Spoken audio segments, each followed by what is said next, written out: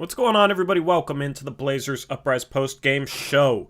The Blazers get a 9-point loss against the Heat today, but let's just be honest, it was not really a 9-point loss. It was more of a 19-point loss. That's how much the Blazers were down with 5 minutes left when Terry Stotts yanked the starting lineup out of the game. CJ Ellaby, Harry Giles, and Anthony Simons helped make this loss look better than it was, but for all intents and purposes, this was a blowout loss against a good team.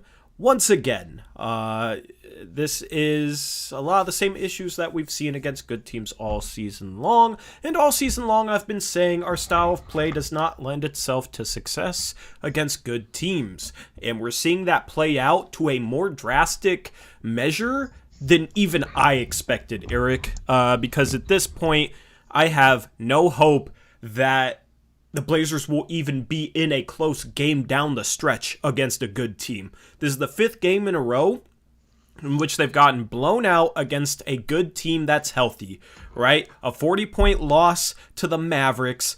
Then you have Milwaukee, Denver, and I'm forgetting the other team that was... No, what was the 3 teams out of the 4? I'm completely blanking on that. Clippers, Jazz, and Bucks, right? So, yeah, 40-point loss to the Mavericks, then 17-point to 19-point losses against the Bucks, Jazz, and Clippers. And today we only lose by 9, but this was a 19-point game with 5 minutes left when the starters got yanked. So this, to me, is a 19-point loss.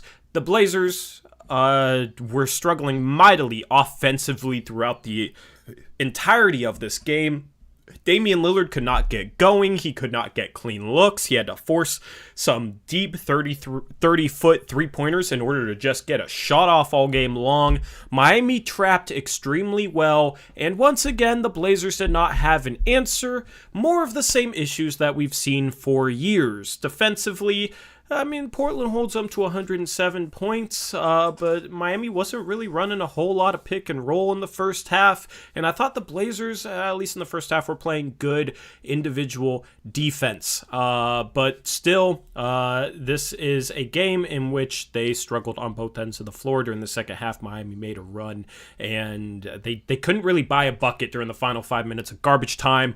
So you take that out, that's garbage time. I don't consider or count any of that as anything meaningful. You take that out. Yeah, this was a poor game on both ends of the floor for the Portland Trail Blazers. Eric, your thoughts on this game? Yeah, I'm just frustrated, man. It's like, just hear this team talk and talk and talk, and they don't back up those words with their actions on the court. I didn't see any intensity. We come out with 3 straight turnovers on our first 3 possessions. The defense was okay, like you mentioned, but I don't know. I just feel like they're in a rut, and the body language is bad. Like, you can tell they don't have any confidence right now, and I don't. They're just lost, in my opinion. And you see at the end, the deep bench guys come in and show some hustle, and it's like, wow, what's this? Like, you watch Ellaby perfectly get through a screen while Giles hedges and recovers back to Bam, and that was with Tyler Hero and all their starters in the game still. And you wonder, like, well, where's that defensive energy from the starters? Like, if Ellaby can get through a pick, like, why can't Dame or CJ or anyone else on this team? Like, that's ridiculous. And I don't know. I just feel like, I mean, we know Stotts, everyone respects him and everyone likes him. But I don't know. There's some sort of disconnect between what he's trying to get them to do and what's actually happening on the court. And I mean, they're not bought into whatever he's telling them. They say he spends like 85% of practices and films just harping on them about the defense, but it's obviously not working, whatever he's doing. Yeah. I mean, defensively, Miami is a team that Portland should hypothetically match up well against because their main guy is Jimmy Butler. He is not a good three-point shooter. He barely shoots threes, so hypothetically you could go under screens on him and drop the big and be fine, right? So in terms of pick-and-roll defense, is actually one of the only good teams that maybe you run drop scheme on. you can just simply go under Butler picks for the most part. But also, like, they didn't run much pick and roll. So defensively, during the first half especially, they really didn't run pick and roll. And one of my biggest complaints with the defense is how we guard the pick and roll and the scheme we use to defend against the pick and roll. They didn't really exploit that at all due to, as I said, personnel, with Jimmy Butler not being a three-point shooter, as well as them just featuring a lot of movement and motion. During the first quarter, I thought we played really good individual defense, really good one-on-one defense, didn't really have any breakdowns, and Miami had a slow offensive start because of that. Now, in the third quarter, it was a completely different story. Say what, you could maybe chalk it up to a number of different things. Maybe Miami adjusted, what have you. We certainly didn't. Yeah, I mean, it's no coincidence that a lot of times the Blazers come out in the third quarter and give up 40 points, 35 points. It seemed like they were running a lot more pick and roll in the third quarter, and we were dropping. They were able to get downhill and give lobs to Bam, and they attacked us relentlessly in the paint, and we struggled to really have any sort of defensive success there in the third quarter. And this game, the evolution of this game reminded me a lot of the Jazz game, where we were competitive in the first half, but come out in the third quarter and just get absolutely ran out of the gym. And that was a bigger problem last season than it has been this season, but I'm starting to wonder if it doesn't seem as much of a problem this season because we've either not been in games in the first half or, simply we haven't faced that many good teams. We've had a generally easy schedule up until this point. Well, real quick, let me just say something to that while we're on the subject. Mm-hmm. I mean, this is a team that blew a 20-point lead to the Bulls earlier in the season in the second half. This is a team that almost blew a 25-point lead to the Knicks a couple games later. This is a team that blew a big lead in Chicago against the Bulls again and had to have two miraculous threes to come back. It's also a team that got down, 17 points to the New Orleans Pelicans at home before making a miraculous comeback and holding them to 5 points in the last 5 minutes or something and coming back and winning these games. So even against this crappy-ass schedule that we played earlier in the season when everyone was like, oh, look at the record, results. And even against all those teams, we've struggled to put them away and have only had miracle runs towards the end of the games to win those games or have lost games we probably should have won there if you include some of the other games. So, yeah, it's not like we're playing well against other teams. We just had people get hot in the fourth quarter and we're able to come back against those deficits instead of against good teams. You're not likely to do that very often. Yeah. Yeah, I mean, the floor on this team is far lower than the record suggests, right? Mm-hmm. This team has played an easy schedule. If they played a hard schedule, Eric, I have a feeling they'd be below 500 just seeing how non-competitive they are against good teams. This record is not a true indication of where this team is. That's why I absolutely cannot stand it when people say, what are you complaining about? They're 31-22. They're 9 games above 500 and they're missing Nurkic and CJ.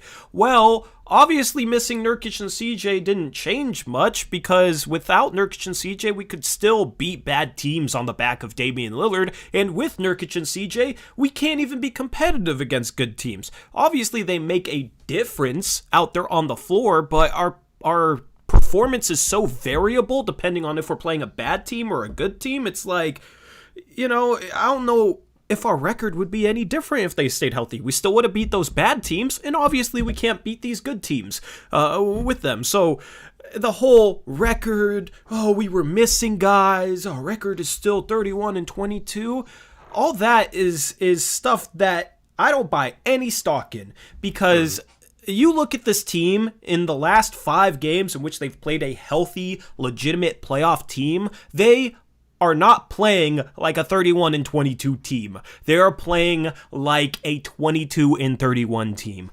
And if the schedule was flipped where, we had a hard first half and then, a pretty easy second half, I think we would be in the same boat as we were last season where we're talking about this team trying to claw their way into the playoffs and claw back to a 500 record. The Blazers have a ton of games like this going down the stretch. I'm not seeing any single improvement despite what the team would have you say. What's the narratives, Eric? It's, we just gotta look at ourselves in the mirror. We just gotta go and watch film. It's That's all talk. we gotta give more consistent effort, and then they'll play a bad team and have a good performance, and then it's, oh, we like the direction we're headed, and then the next game they'll play a good team and just get absolutely blown off the floor, and then you ask Terry Stotts about the defense and why, a guy like Derrick Jones Jr., who's maybe our second best defender, why he isn't playing as many minutes, and Stotts' whole narrative is, well, we sucked with him and we suck without him, so, that is what it is. It's just, this organization is in a broken state right now, and this organization gives me no hope of any sort of success in the playoffs. Now, honestly, I'm kind of fine with it because we obviously need a change in terms of who is leading this team as a coach. So there's a giant silver lining there for me. So I'm not worked up and ready to just yell into my mic right now. I'm not in that sort of mood. It's kind of just I saw this coming.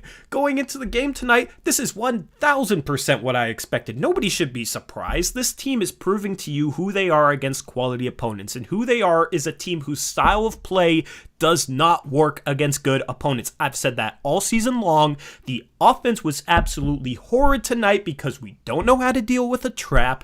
The defense has been awful all season long, no matter who's on the court, no matter who we have. Nurkic was supposed to come back and fix these defensive issues. Well, he hasn't. Stotts isn't doing anything differently. Everything I said since basically the start of the season is playing out right now. I'm not even trying to say I told you so, but I've been saying this all season long. Now you have a lot of people who were Stotts supporters, Eric, on Twitter, starting to realize this, finally.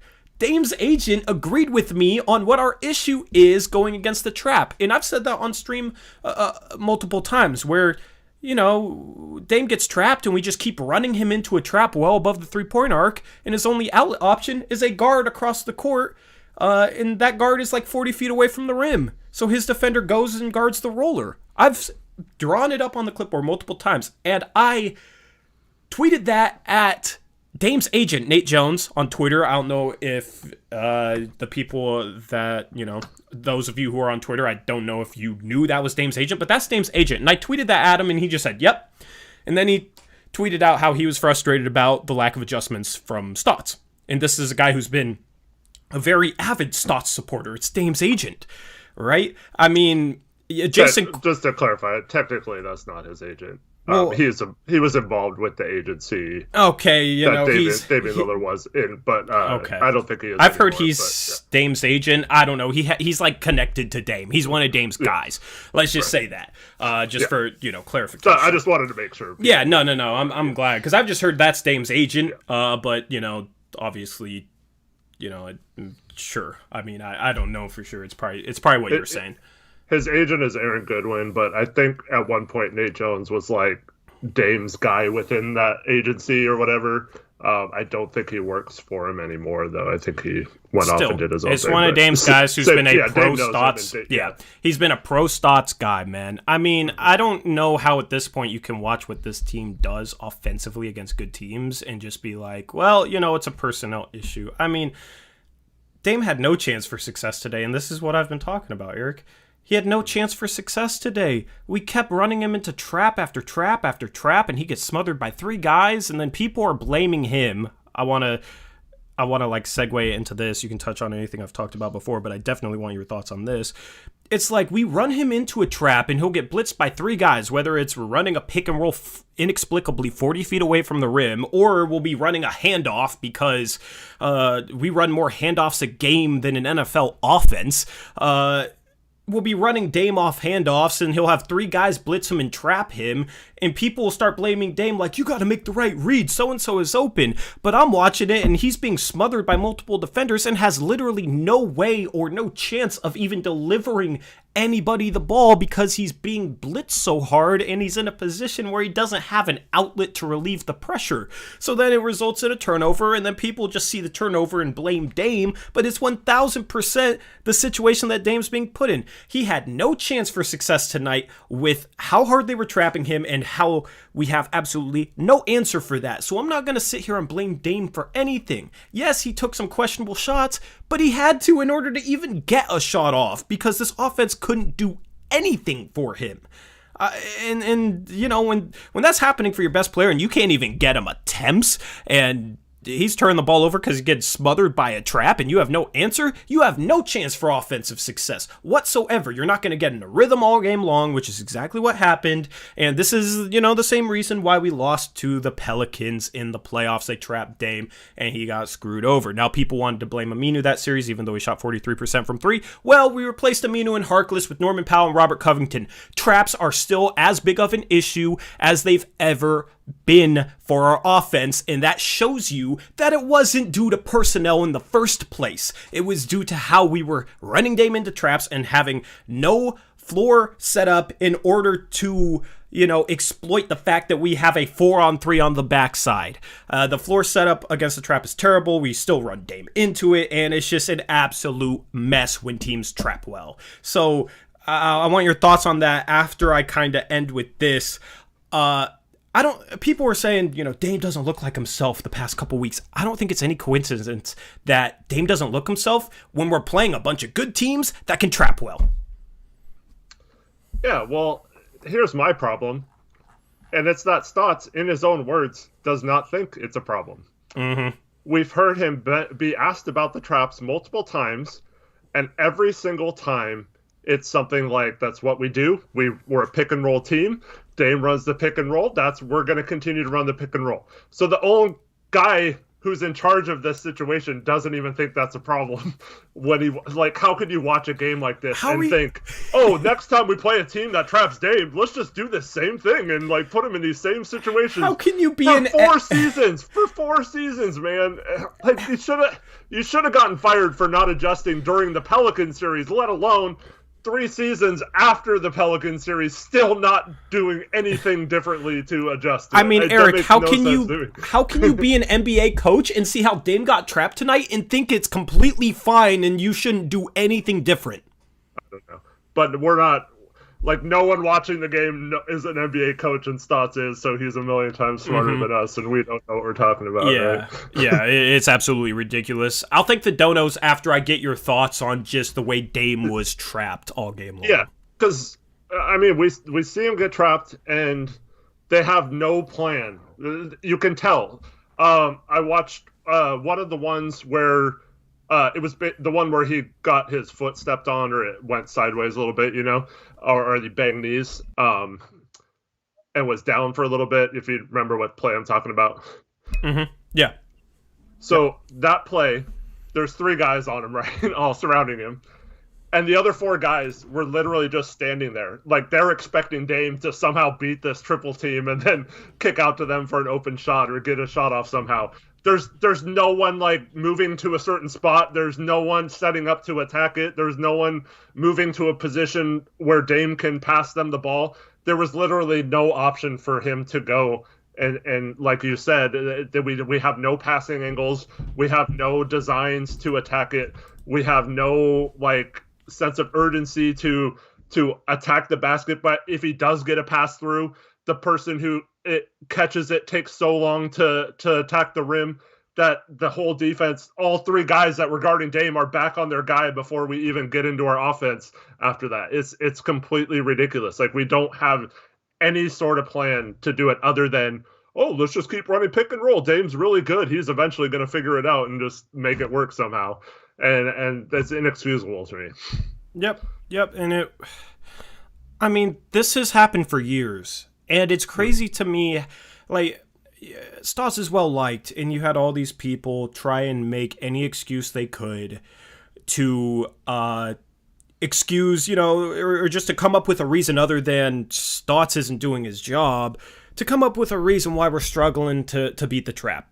Right? It was a Minu. It's been, we need a release valve that can, you know, pass like a Draymond Green or an Aaron Gordon, you know, and yada yada. Well, they're running out of excuses now. And it's honestly funny to see on Twitter because everything I've said has been consistent for years. I've been as consistent as anybody who talks about this team with a platform, right?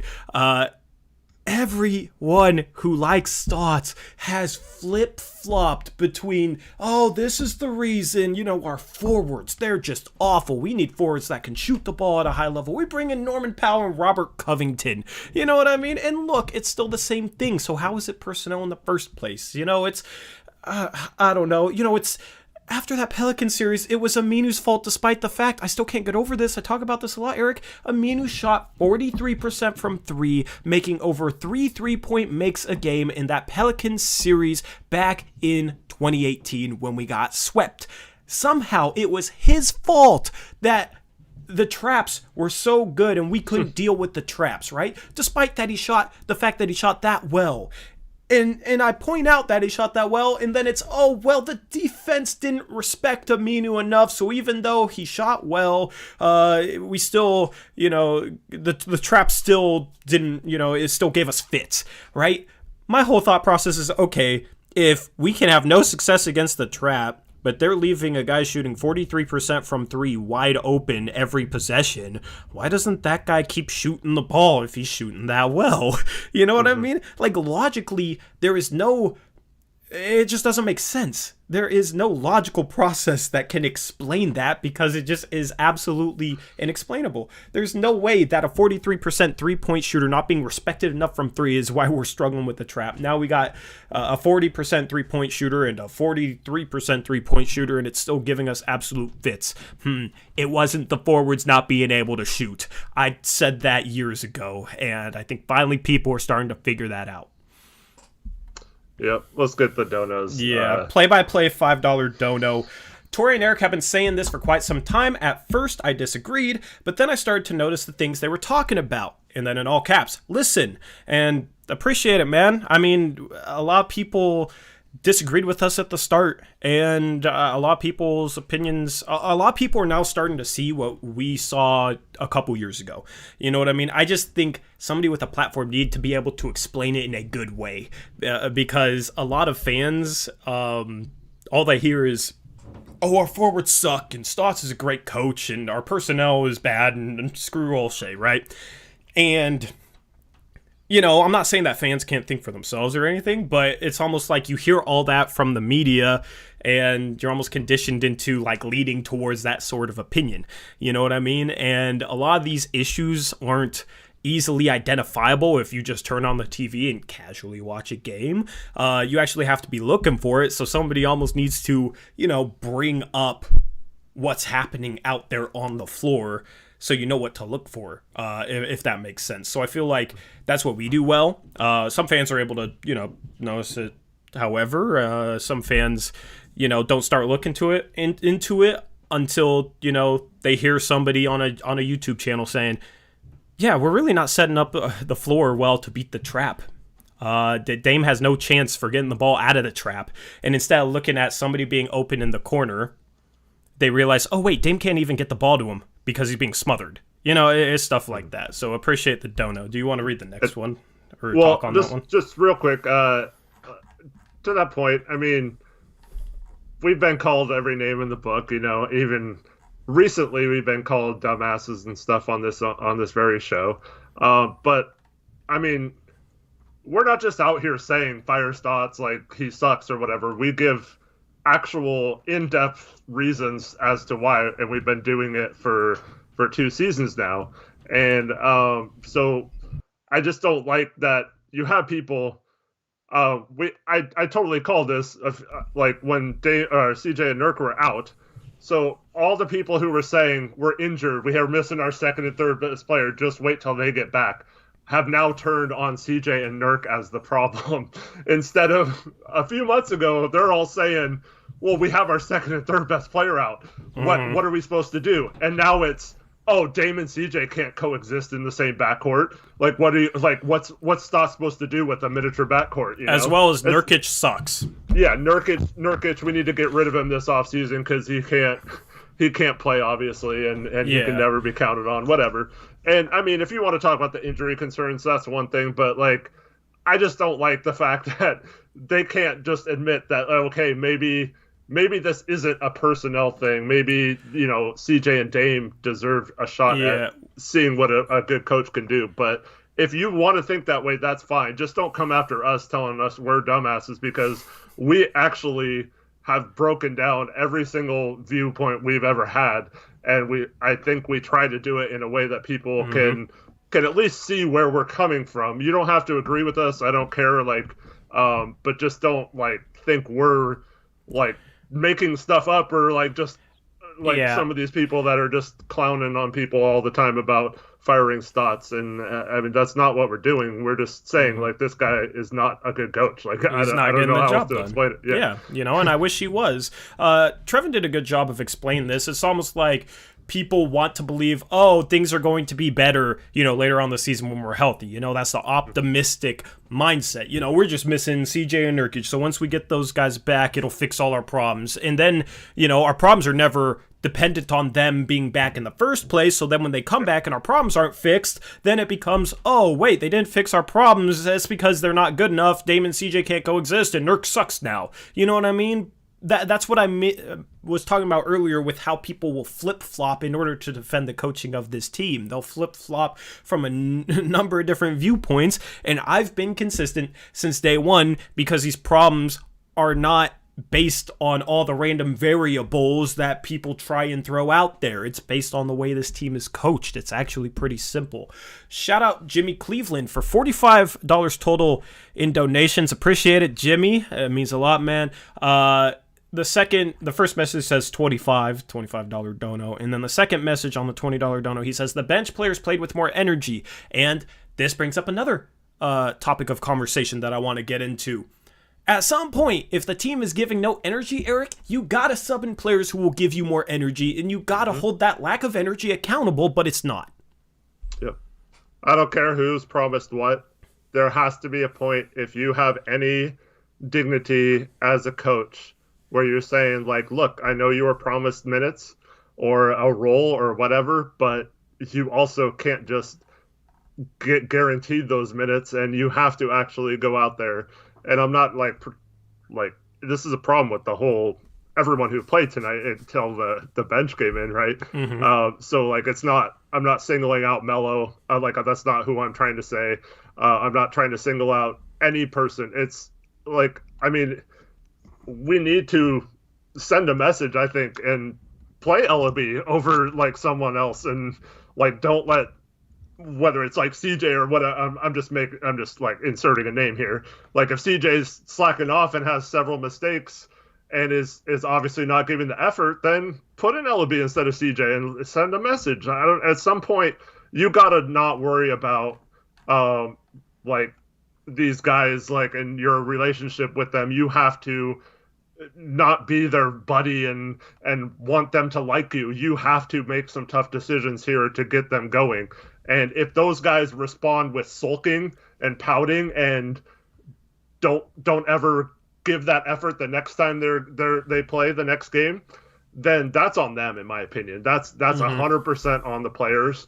But if you just continue to go to these guys when they're not doing what you're apparently harping on in practice time and time and time again, and you cannot get them to do that on the floor, you have to find a way to get through to them, and you can't just continue to enable them to do it. And that's a bad coach, in my opinion, if you are not able to do that. And I'm not saying you have to be strict or tough or hard or whatever, but what he's doing right now isn't working. And this was a team early on in Stott's career here as a coach. You could say whether we had talent or not, I felt like the team gave effort almost every night on the floor, and something has happened these last two seasons where that's just not the case anymore. And I don't know what that is, but these guys are just not responding to him anymore. Yeah, and here's what I'd say about, maybe a minutes promise to somebody last offseason. I feel like a role and a minutes promise implies the expectation that they'll try when they're on the court and give effort when they're on the court. So if you promised a player a role and then he's going out there and playing with no effort, you gotta have a conversation. we gave you this promise of this role, but it was with the expectation that you'd give full effort, and we don't think you're giving maximum effort. Now, that doesn't really fit the MO, because Stotts just wants to seemingly please all his players, unless his player is Yusuf Nurkic. But you gotta have some sort of accountability in terms of the effort, in terms of the intensity. It shouldn't be after every single bad loss, well, we just need to give effort more consistently. There's no reason you should be this the other team outworked us. Yeah, there's no reason you should be this inconsistent with your effort. So everybody wants to talk about, oh, our culture is great, and then they point to, oh, look how happy the locker room is for Enes Kanter. See, our culture is great. Well, something that I think goes into culture is like accountability and how hard players play for one another, right? The Heat have a great a great level of intensity that they play with. That's a part of their culture. Now, they have a couple questionable characters in that. I'm not speaking on that necessarily, but everybody that goes there, it seems like Spoelstra gets those guys playing extremely hard. Just look how hard they defended us today. Look how much effort they gave on the defensive end against Dame today, and they were giving Dame fits, right? You can never say that about us in regards to another star. That's part of the team's culture, and that's why I think our culture is underrated, because a lot of people out here just base it on, oh, do the guys like each other? Are they happy for each other? Are they friends? But that's not all of what culture is. So yeah, I mean, the effort issues are frustrating. That just adds another thing onto it, because yes, as you said, at least you could say Stotts is getting these guys to play hard for him. At this point, you can't even say that, and that's not even us saying it, that's the team saying it, because they literally question their own effort all the time. Yep, and then you see a guy like Giles come in, and you watch him blow up a pick and roll, like I mentioned, and then you wonder, like, why did this guy not get a chance when our defense sucks? Like, if he would have been getting consistently 20 minutes a game or whatever when Nurk was hurt, and I know Giles got hurt too, so I'm not talking about when he wasn't available. But in the games he was available, if he was getting a legit shot, like, maybe by now at this point of the season, he would have developed into someone you can come in off the bench and be an energy big, and we don't really have that right now. So, like, it's frustrating that we see a guy like that who seemingly would fit what kind of defense we need to improve our defense from being one of the worst in the league. But like, the guy was never given a shot, and it's I always hear, well, he's always lost on defense or whatever. It's like, well, who cares? Like, him and we're Nas, all lost on defense. Guys like that, I'd rather have a guy get lost and make mistakes because of, like, he's trying to like give maximum effort. Those kind of guys do make mistakes sometimes, but it can't be any worse than what's happening. And then what we did to Nas in the first half of this game, where he plays like 3 minutes and gets taken out, and then he comes back in for like a minute and a half and gets taken out. Like, after this is less than 24 hours after Stotts said in the postgame last night that he had been promoted to backup shooting guard or whatever it was, and then we just, like, screw around with his minutes again. Like, I don't know. It's just like, Jason Quick was baffled by that. He said, yeah. I don't. He said something like, "I don't know. I give up," because it was Larry. You know Larry. Yep. Or TV like, pup. yeah, that's his. I think that's his name. Yeah, he brought it up in under Jason Quick's tweet, because Jason Quick tweeted out an article about how, like, Nas got promoted role wise, and that was a big talk last night. And then plays 3 minutes the night after, and Jason Quick is just baffled. I mean, at least we got some media members that are seeing the same stuff we are. Jason Quick and Dwight James specifically. I wish it was more, but at least we got a couple at this point. Because Dwight was pointing out the other day how without Anthony Davis and LeBron James, the Lakers' defense is actually better since those two have not played. And so, like, if you want to say, well, the Lakers have the two top 10 players in the league or whatever, of course they're going to be good on defense. Well, how do you explain them being actually better on defense? And if you want to talk about scheduling, but you give Portland credit for the schedule they played earlier and still not having a good defense, then I think that's another one of those contradictions. Yeah. Real quick. So earlier on, we missed another dono, the first one of the night by play. No, he says thanked him, didn't I? Didn't I read it, or did he drop 2? He did 2, but the first one we didn't get to. It says, "What's new? We're 11-18 against top 10 teams in the respective conferences, with a minus 217 scoring differential. Stotts single-handedly has caused depression for all." Yeah, I mean, and some of those teams we beat when they were below 500 too, and there's teams like the Heat who have scrapped up to like above 500 now. Same with the Mavericks. When we beat them earlier in the year, they were below 500. So yeah, it's even that's kind of deceiving in my opinion, because we played some of those teams when they weren't. And another one of those games, the first game against Miami, they were without Jimmy Butler and Goran Dragic, who loves playing against drop scheme, by the way. And what happened in the second half of that game? Do you remember? We were down double digits. 110-100 with a few minutes left, and came back and got a miraculous victory again. So that's yet another game where we completely blew it in the second half and just somehow pulled it out because we got hot at the end. Yeah, because Dame is insane and extremely clutch. Shout out Portland Too Fresh. Sorry, we're a little bit behind on the donations. You guys are absolutely killing it tonight, and we have a lot to talk about with this team. You guys are sparking a lot of good conversations that we wanted to touch on already. Shout out Portland Too Fresh for the $5 dono. The quote is, "I remember seeing the drop scheme defense when we played the Spurs in the second round in 2014, and my God, Tony Parker killed this team in the mid-range, shaking my head." That he did. In the year after that, do you remember the Memphis series in 2015? Who killed drop scheme? Bino Udrih. And we didn't adjust that whole entire series. So this has been a problem for years. I remember just pulling my hair out that series because we were going over the screen on Bino Udrih, even though he wasn't a good three-point shooter, but he was a great mid-range shooter. So we were chasing him off the three-point line and then protecting the rim, and we were just letting him pull from mid-range. And then he hit a couple, so then the big would play up, but not up enough, and then he would beat that big to the rim, because that big was stuck in between. It's been a problem for almost Stotts' entire tenure here.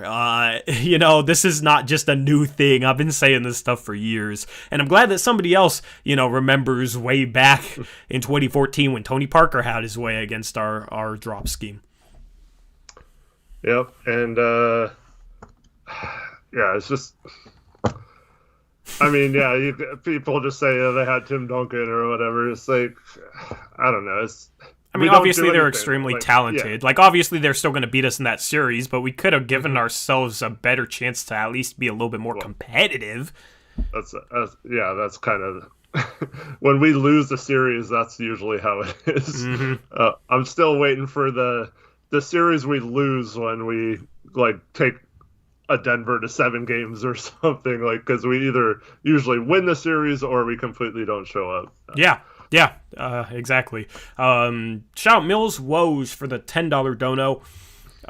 This is honestly so frustrating because this year we could have such a good window. We could literally avoid LeBron and Steph and Clay in the playoffs, and we have the talent to beat anyone, but we beat ourselves. And that's how I feel too. I think this is the most talented roster in Stotts' entire tenure here, and Olshey's entire tenure here, yet we are as uncompetitive against good teams as we were the year after LaMarcus Aldridge left, when we were starting Al-Farouq Aminu, Maurice Harkless, and Mason Plumlee.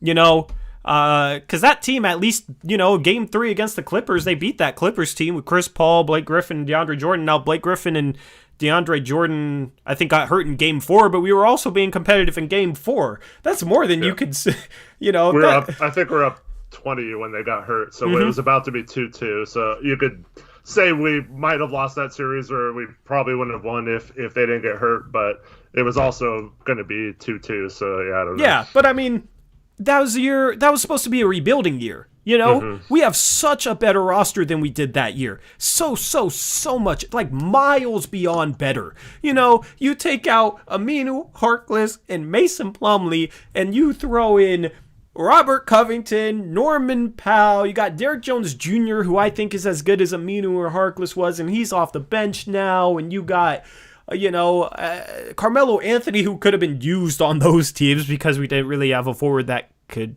hit 3-point shots at a high level. And you got Nurkic now, and you got Cantor, who's probably a better center than Mason Plumlee, and he's supposed to be our backup. And CJ is better than he was that season, and Dame is a lot better than he was that season. Like, we are so much better now than we were. That year that was supposed to be a rebuilding year because Aldridge left, and then we surprised everybody and made it to the second round. Our roster's so much better, but I have less confidence in them having playoff success than I did that year. It's crazy. I agree with that donation quote 100%. We have the talent to hang with the Jazz in a series, to hang with the Suns in a series, and we could avoid the LA teams. The LA teams might play each other in the first round at this point. But we are 20 games away, and we just can't even be competitive against a good team right now. It sucks.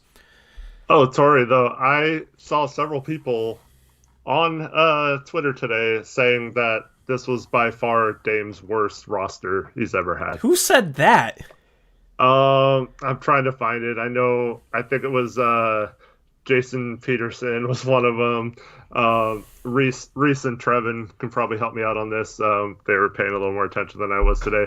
But there was some stats floated around about floor spacing stats.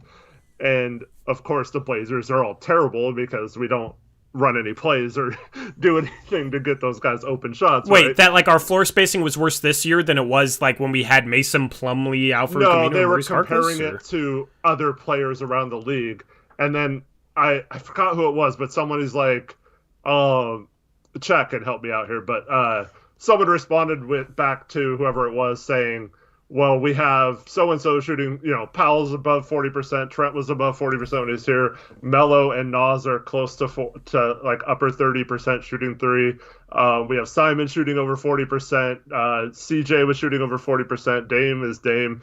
How does that not translate to good spacing? Even Nurkic, since he's come back from his injury, has been shooting the three ball well. Yep. It doesn't, oh my goodness, man. Yeah, this is the most shooting Dame has ever had around him. Defensively, I don't see how this roster is any worse defensively than like Dame's when he had Harkless and Plumlee and Aminu and absolutely no bench with that team.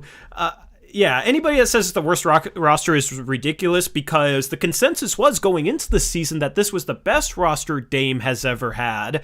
And a lot of people agreed with that, even the pro stats crowd. And then we go out and we upgrade Trent and Hood into Norman Powell, and Nas is kind of broken out a little bit. And somehow now it's the worst roster? It doesn't make any sense. See, that's what I'm talking about with the flip-flopping inconsistency from these guys in order to excuse and defend Terry Stotts. Oh, man. When I was looking for that, I saw some answers that Stotts gave. Well, we'll touch on those. We later. gotta watch. I gotta thank the rest of the donos. You guys are absolutely donos, insane tonight. Shout out Dame's Goat Christian with the $1 dono. Shout out to Shaggy Squid with the $5 Australian dono. He says, how did Stotts come out and say you promoted Nas to then next game give him 12 minutes? I give up this season, fire Stotts this offseason, run it back in 2022. And yeah, that's a head scratcher. I'm curious to see if he was asked about that in the post-game press conference. And 4.5 of those minutes were at the end when they put the bench in. Yeah. And Melo got his minutes tonight. Eric, how'd that go? I don't know. I mean, he didn't shoot that much. Bro, you beat a little bit too nice. It went very bad. Melo was very bad tonight. Shout out Jimmy Cleveland for the $20 dono. It just disappeared. Jimmy Cleveland is killing tonight. Yeah. He says, I used to play college basketball, and this is what it looks like when the team is not responding to the coach. Shout out to the fellow person with college basketball playing experience, man. We don't like to bring that up around here. At least I don't, because I get a lot. You don't like to bring it up? Or man, how many times? When was the last time I brought up my college playing experience, you bro? Haven't, but it used exactly, to be because people just like a lot of people love to just hold that against me and freak out. And you played college, well, you averaged, you didn't average enough points per game to have any validity with your opinion. But appreciate the dono, Jimmy Cleveland. I also agree. I mean, a player's coach, the one redeeming factor of a player's coach is his players should play hard for him. That's like the one redeeming quality above all else of a player's coach. But yeah, these guys are self-admittedly not playing hard because I question their effort all the time, and it's driving me crazy. Well, my thing in that is, I'd love to get Jimmy's take on this since he's been so great with the donuts tonight. Like when you're in practice in college or whatever, you go through a game plan. You have a different defensive scheme against every team, and then you break down their individual ball handlers and their off-ball players, and you go through like how to defend each person. But like it seems like we're just like, nope, we're going to run this scheme against every team and it's going to work, or we need to execute or give more effort and that'll make it better. Like I don't see any sort of, and then people tell us like, oh, you can't expect them to change things up this late in the season. It's like, well, no, like every team has any sort of competence knows how to fix things or change things up or adjust, not only from game to game, but from like halftime and quarter timeouts. Like you make adjustments throughout the game and you say, okay, stop defending the pick and roll this way. Let's try this for the next few possessions or something. And that just doesn't happen with this team. It's like anyone who's played basketball knows that that's stuff that happens with an organized team. And so I don't get why there's just excuse after excuse for it not happening with this team. Yep. Agreed on that, man. It's just the issues are beyond effort, though. Sometimes I wonder if the team says, we need to give more consistent effort because that's the easiest thing to say. I think obviously effort is a bit of an issue right now, but sometimes I wonder if the team is overplaying it a little bit because there's deeper issues than that they either don't really want to admit to the media or that they don't realize or what. I don't know. What are your thoughts on that? I don't know. I think the fact that Stotts has been here so long and the main guys like him, I think that just, I mean, they don't want to, I don't know how to explain this, but a player like Dame and CJ they just, in their mentality, it's always going to be like, I need to play better. I need to do this. I need to take over in this spot, or I need to just beat this triple team or whatever. They're not thinking of it in terms of, oh, well, if only coach drew me a better play or whatever. Like when you're playing, you don't really think of that kind of stuff. So I think they're too close to the situation to realize what's going on. So I think that's part of it is like Dame just, because I mean, you heard his answers to how he can't play off ball or whatever. So that's like him thinking that he has to single-handedly beat these traps. And he doesn't know any better or doesn't think that it can be better without a coach that shows him, hey, look, why don't we try this, this, and this, instead of just well, you're really good in the pick and roll. Let's just keep doing it, even if it gets blown up 8 times in a row. Yep. Shout out to David Yu for the $5 dono. He says, you guys help me solidify my reservations on the team's coaching and future. Respect to your hard work on this channel. Keep it up. Fan from Australia. We got a lot of support out there in Australia. This is pretty much the only Blazers coverage you can get out there. They don't get local channels and whatnot. So we're glad to be able to bring you this coverage. I'm glad that you enjoy it. I'm glad that you agree with us. That's always cool too. And appreciate the kind words and the dono from David Yu. Play-by-play $3 dono. He says, y'all might have missed my first 2 donos. Let us know if we missed one of yours and what the message was, and I think we ended up getting can read it off. Probably before we... Yeah. Here's the thing with YouTube chat, especially when it's popping. it only goes up so far. Like, I can't scroll to the start of the stream in chat. So sometimes, everything comes in super fast. Like, stuff gets buried up there. I appreciate Eric making sure we got your first one. And then we have one more dono from Play by Play, a $3 dono. He says, the CJ slander in this chat is getting ridiculous. And I also agree with that. I don't see how CJ is the problem. There's a lot of people that think that we cannot compete with this backcourt, right? But the defense isn't any worse than it was when we had Damian Lillard and Gary Trent Jr. as our starting backcourt, right? I mean, the problems transcend personnel, and I want to see what Dame and CJ look like under a better coach. That's what I want to see. Because then, if we bring in a guy who has proven success coaching defense, if we brought in a Tom Thibodeau, and you see what he's done this season with the New York Knicks, and they're one of the best defensive teams in the league without the personnel that you would think would get that sort of job done, but they are. Obviously, Tom Thibodeau is a great defensive coach. If you brought him in and this defense was still like mightily struggling and it was obvious that it was a Dame and CJ problem, then okay, maybe we can have that discussion. But I think CJ has actually been pretty okay defensively this year. I like in advanced stats back that up, but for him the issue was never really like, I don't think he struggles as much as people think when it comes to staying in front of his guy. Out on the perimeter, he has decent foot speed, and I feel like it's underrated. His biggest issue was just being clueless defending off the ball and giving up back cuts, not being able to get through an off-ball screen, and it was honestly, he was a bad defender because of his off-ball defense. And then when he goes up against Klay Thompson can kind of just shoot over him. But that's really the only guy that comes to mind that plays the two and really exploits a size differential against CJ. I feel like CJ has improved a lot of his off-ball defense this year. He's not getting beat back door as much. He's doing a better job getting through off-ball screens.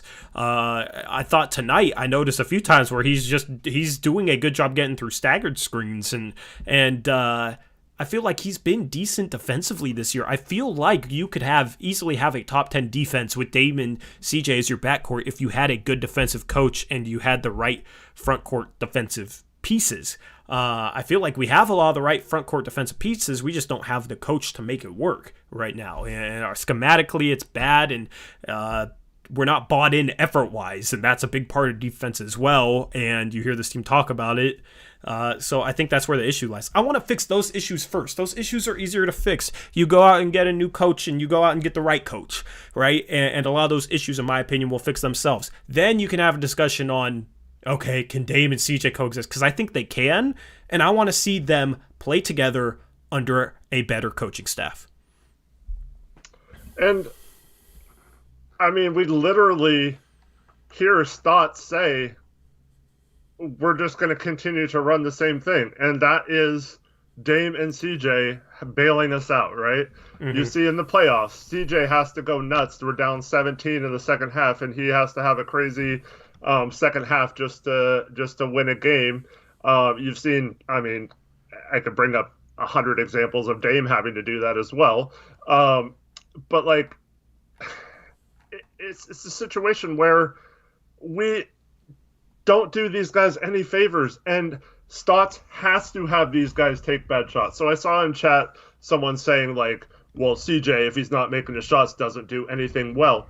If we had a coach that emphasized him to be a playmaker and that didn't rely on him to get shots, if he was saying, use these skills you have for the offense, like when you dribble into the paint and draw two guys, look for this guy to be open and stuff like that, then I think CJ would be better. And we've seen in games where he is the actual point guard and Dame's not playing that he is totally fine. He's more than capable as a ball handler. He's upped his rebounds this year. Mm-hmm. He's upped his assists this year. Like, he is actually doing other stuff other than just shooting this year. Well, I feel like people aren't giving him credit for improving just that.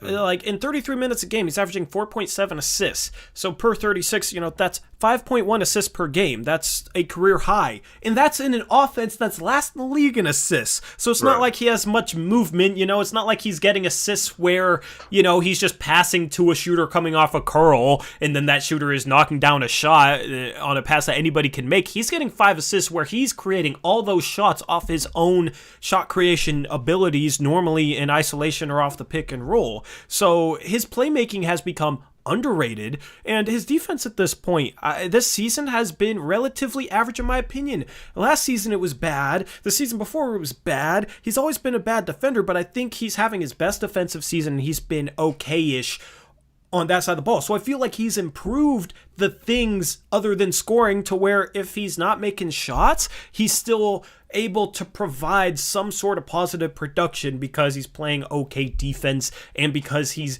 getting almost 5 assists per game and he's making plays for others, and you still got to guard him even if he's having a cold night, so he's a good floor spacer as well, So the whole narrative that if he's missing shots, he's completely, worthless and doesn't help us at all is flawed in my opinion. Yep, I agree. Shout out to Play-by-Play, another $5 dono. Another weird thing Stotts has done is start Norm. Like, if you're starting Norm, why didn't he try and start Gary in the same lineup? I feel like that's hopefully to get Norm to resign. Whereas if we brought him off the bench, maybe it'd be harder to resign him. And if that's the case, then I understand it. If that's the case, I understand it. So I haven't really been complaining about that, even though I think the best thing for the team would be to bring Norman Powell off the bench, still give him 30, 32 minutes a game, but to start Derrick Jones Jr. just from a cohesion and fit standpoint, and hopefully Norman would get more shots playing with the bench unit. And if Norman was coming off the bench, I feel like you'd be able to get the combination of him, CJ, and Dame more total shot attempts because they'd be playing less together, all three of them at the same time, if that makes sense. But if you want to keep him, he's going to be a free agent. I understand starting him to try and get some goodwill points with him leading up to his free agency. Yeah, I almost feel like at this point we're just going to have to sell him on the new coach and it being different next year. Yeah. I think he's already frustrated. You can see, like, when he walks back to the timeouts and stuff, he's just like, oh, great, what am I going to hear? What BS am I going to hear out of this guy now? Yeah. I mean, yeah, I agree with that. And I've wondered about Nurkic's relationship with Stotts, and kind of there are clashing views on how the defense should be ran and whatnot.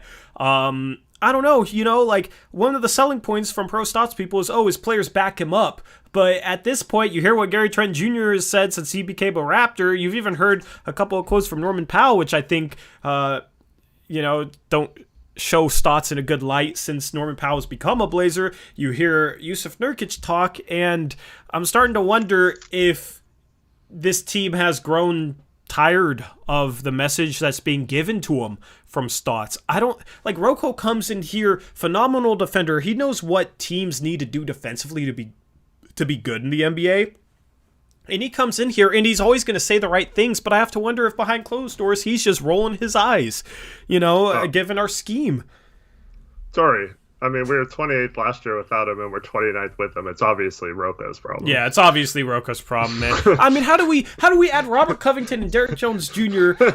and get worse defensively from 28th to 29th? And we have Nurkic back for about half this season. And CJ has improved defensively too. It's Dame and CJ's fault. But CJ has improved defensively. It just doesn't. None of it makes sense, man. I'm right there with you. Shout out Jimmy Cleveland, $5 dono. He says, it's so embarrassing to constantly go to work and the talk is that we will blow our own lead in every game. I mean, not against bad teams lately, I'll give them that. They've started to be better against bad teams. But the problem is that doesn't mean much to me. Earlier in the season it was like, yeah, if they get up 20, they're going to blow the lead. But against the Pistons, they're in the second half. Against the Thunder, they're doing a better job of staying up on bad teams. But it's like, so bad, though. But every good team we play, I'm just expecting us to lose by 20 for good reason. Unless they have a superstar out. Like the Nets had 2 superstars out. They had Durant and Kyrie out, and we still lost. And then the Heat had Butler and Dragic out, and we almost still lost. We were down 10 there in the middle of the fourth quarter when they had those guys out. So, yeah, any well-coached good team right now I have no hope in. And we get to see this team play again in a couple days against the Celtics. How do we think that's going to go? I think it's going to go exactly like tonight. Maybe I'll be shocked. Maybe I'll be surprised. If we win that game, that's more of an outlier, because of how consistently we've been non-competitive against good teams. It's just, yeah, it's been a weird season in that regard. I don't know, man. Yeah, and Jimmy Cleveland had another $5 donation right before that one. He says the reason why he cannot coach defense or proper rotation is because he's worried about minutes and not time and adjustment. Yeah, I mean, it's pretty obvious he has his rotations. He predetermines them for the most part, unless it comes to someone like Nasir Little, who he's going to take out the first time he makes a mistake or whatever. But yeah, I think it's just a complete lack of preparation and an unwillingness to try different things, even to the extent of it might not look pretty for the first 10 games or so while you're trying new things out. But I think this team has gotten to a point where you need to try these things to set yourself up better. And it's obvious doing what we're doing right now does not make sense against good teams, yet we're going to continue to do it because we hear stuff like, oh, we just need to execute it better, or we just need to give more effort, or we just need to do what we do on offense. The offense is fine. It'll work itself out because we're always good on offense. Instead of saying or not being happy with being sixth in offense. Like, why we need a coach who was like, I don't want to be sixth in offense. I want to be first in offense. Like, screw being sixth. Like, instead, it's like, why would you ever question my offense? We're sixth, and that's the total attitude of this guy. And that is not someone who is going to take you to the next level when he's constantly making excuses for not improving the team versus actually trying new things to make it better. Yep, I agree with that.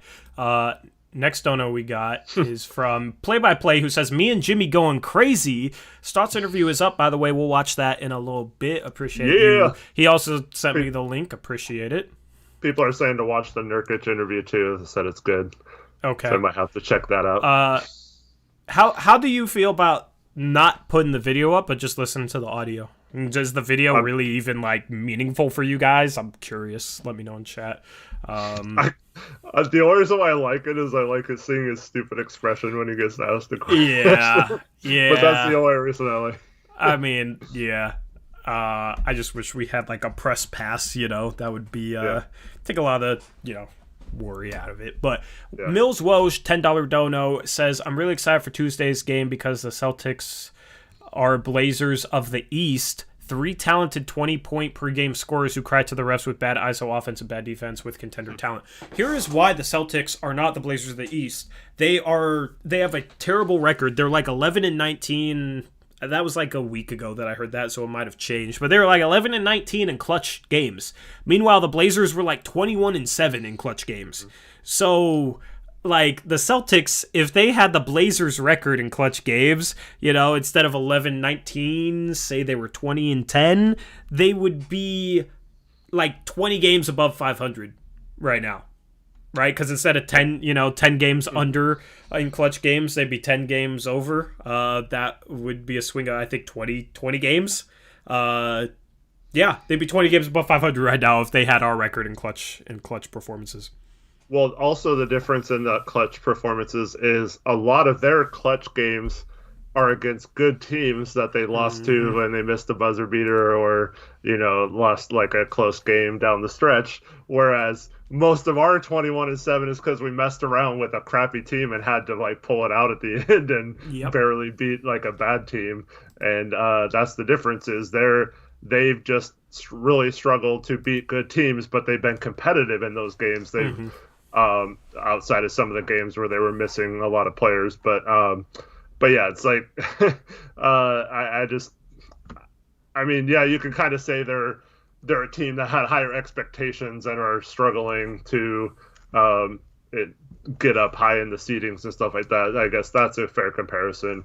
But yeah, I don't think they are a team that's better than their record. We are a team that's worse than our record would indicate. Yeah, that's a good put it. So yeah, I think I hear where you're coming from, but I think we're different in that regard, if that makes sense. And they went into Denver tonight. Denver hadn't lost since the Aaron Gordon trade, and they were losing most of that game, and then went on something like a 31-3 run or something, and took control of that game and won in Denver. So, yep. All right, which interview do you guys want me to start with? The Stotts one or the Nurkic one? Let me know in chat. I want to see how divided this is. Oh, I saw a bunch of Nurks first, but okay. Yeah, let me pull it up for you guys. Overwhelming Nurk is like picks against the spread. Yeah, yeah. Which we'll have tomorrow night on our second channel, Blazers Uprise Live, if you guys want to hang out tomorrow afternoon around 3:30 with us. Yeah. Yep. Second channel link is in the description. Also, real quick, we never beg for likes, but it really helps out the channel. If you guys don't mind, we have 265 people watching. If you enjoy the content, please subscribe if you haven't, and also hit that like button for us. That'd be great. I appreciate it. You don't have to if you don't want to, but it really helps us out for bringing you guys this content. Yep. Credit to Trailblazers Digital for this interview, by the way. I got the ad has to play. I'm not going to show video. Just okay. I don't know. I feel a little uncomfortable with it because like fair use is a gray area and whatnot. Or like free use or whatever it's called. So, you know. Yeah. And if they have a problem with it, I would. They can always reach out to me, and I would listen to whatever they wanted. But yeah, that is the credit for this this feed. Here is Yusuf Nurkic after the game. Most, how's your back feeling? My back is good. I kind of felt on the tailbone, so actually it's negative. Everything else will be fine. Awesome.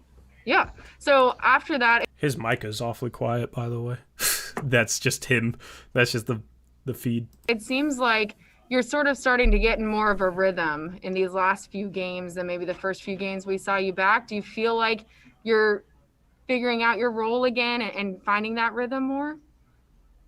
I mean, obviously we're struggling defensively, so in my mindset was more like try to facilitate it and try to play better defense, be aggressive, try to give us a new look. But obviously my mindset was like try to get us back where we used to be as far as defensive end. But we're now on the same page, man. That's I think it's clear right now. But offensively, I think it just getting even harder. I think we're kind of a little bit selfish now, but we should be better. There's no excuse, man. I think when we look at our team healthy now, almost done with restriction minutes, game 2, 3, whatever it is, have more, but trying to really not force the things out there, trying to make, game easier for everybody, but we're not there yet, man.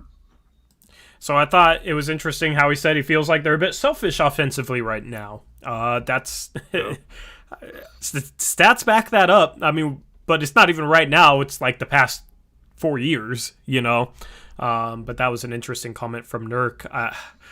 Nurkic, I like Nurkic's press conference because I feel like he's very honest, and I agree with like a lot of the stuff he says. A lot of stuff he says is a lot of stuff that we say here on these post-game streams. Well, you know how I was mentioning some of the players are too close to it, right? Mm-hmm. They're not noticing in-game like that the coaching is sucking, right? But this is a guy who for almost 2 seasons now got to sit on the sidelines and watch just how bad the coaching was. And he even came out and said a couple weeks ago he noticed these are the things we need to do to fix the defense. And since that comment, we have gotten, in my opinion, worse with the effort and worse with the aggression on defense, and it's just not happening, and I don't understand.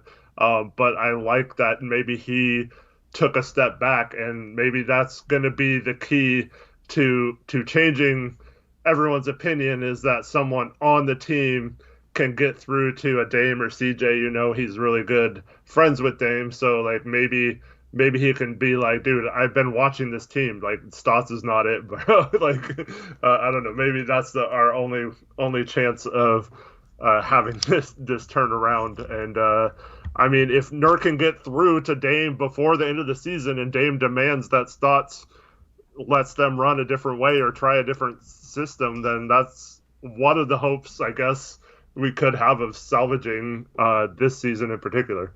Yep, I agree with that. Let's listen to more of Yusuf Nurkic. Dwight James, NBC Sports Northwest.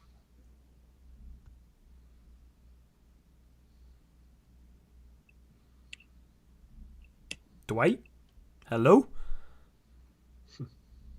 Dwight, go ahead. You never lowered my hand. I didn't have anything. Sorry, Jacob. Oh, my bad. Jamie Hudson, NBC Sports Northwest. Mark, that's great to hear about your back, but with your knee and wrist and just overall, how would you say you're feeling as now your minutes are getting bumped up, but how are you feeling overall? I feel good. I think, little miscommunication, with the back-to-backs. And that's when, start thinking about what you should do and should not do. But we getting straight, obviously the first couple of back-to-backs, I was worried about it. And, team kind of have a feeling should different way, but we figure out, and my health is great. We just want to be precaution because all I care, have a healthiest team for the playoffs. And now we just need to, figure out the way we want to play. I think we didn't have a lot of games when everybody healthy. Okay, I'm just gonna pause it right there. I love the way he phrased that. We gotta figure out the way we want to play. Mm-hmm. I just that phrasing I liked. Have a healthiest team for the playoffs. And now we just need to, figure out the way we want to play. I think we didn't have a lot of games when everybody healthy. I mean, minus Zach. But, it's a good problem to have. But at the same time, I understand the frustration with the fans and everybody. But hey, he understands us. Sometimes it's frustrating for us too. To just, I know the coaches, no matter what they tell us, they can't go out there and change it. So I get that. I think everybody get that. But, at some point, something got to happen. Jason Quick, go ahead. I felt like he had to throw something in there to make sure the coaches weren't pissed off at him because he just said he understands the fans' frustration. Yeah. I mean, Trevin has a good point on the selfishness. Like, you can tell almost every time Nurk gets the ball, he's looking to pass, and that could be a reason why he's trying to take it upon himself to make this offense more of a passing offense. And he probably should look to be more aggressive at times, but I think he's really trying to make an effort to be the guy who's not selfish on this team. Yeah. It's kind of sad that our starting center has to be the guy to initiate that, and not the coaching staff. Yeah. Nurk, you've touched on it a little bit, and you've been around this organization long enough, but something doesn't seem right now with you guys. Can you put your finger on what that is? I'm not that type of person to throw anybody. I'm going to start for myself. I think, I feel I like how I'm moving out there. I like what I am as a condition. I feel great. But obviously, with the minutes restriction, that's limit coach what he trying to do, and our look is a little bit different. In the first couple of games, I was playing without Dame and tried to figure out second unit and with CJ. So, and now we back on mostly the closest rotation. This game probably was the how we're going to shoot or how it should look like. And I just don't feel like we understand our potential, to be honest with you. I think we don't give us enough credit when we play good. And we never been in this organization too high or too low, to be honest with you. But I think at this point, the only thing could change is just ourselves to do it, man. I think we should be more vocal as far as even if we need to curse somebody out as a teammate with a good cause. We've never been, I think, that type of players in my 4 years here. But I think at this point, I think we got to figure out not a lot of coaching staff. I think. Yeah, interesting. So a couple nuggets there. He says he feels like they don't understand their true potential. He said that they need, I don't know, I read into it as they need a Draymond Green type of guy who will cuss somebody out for not giving forth effort or, not doing what they're supposed to.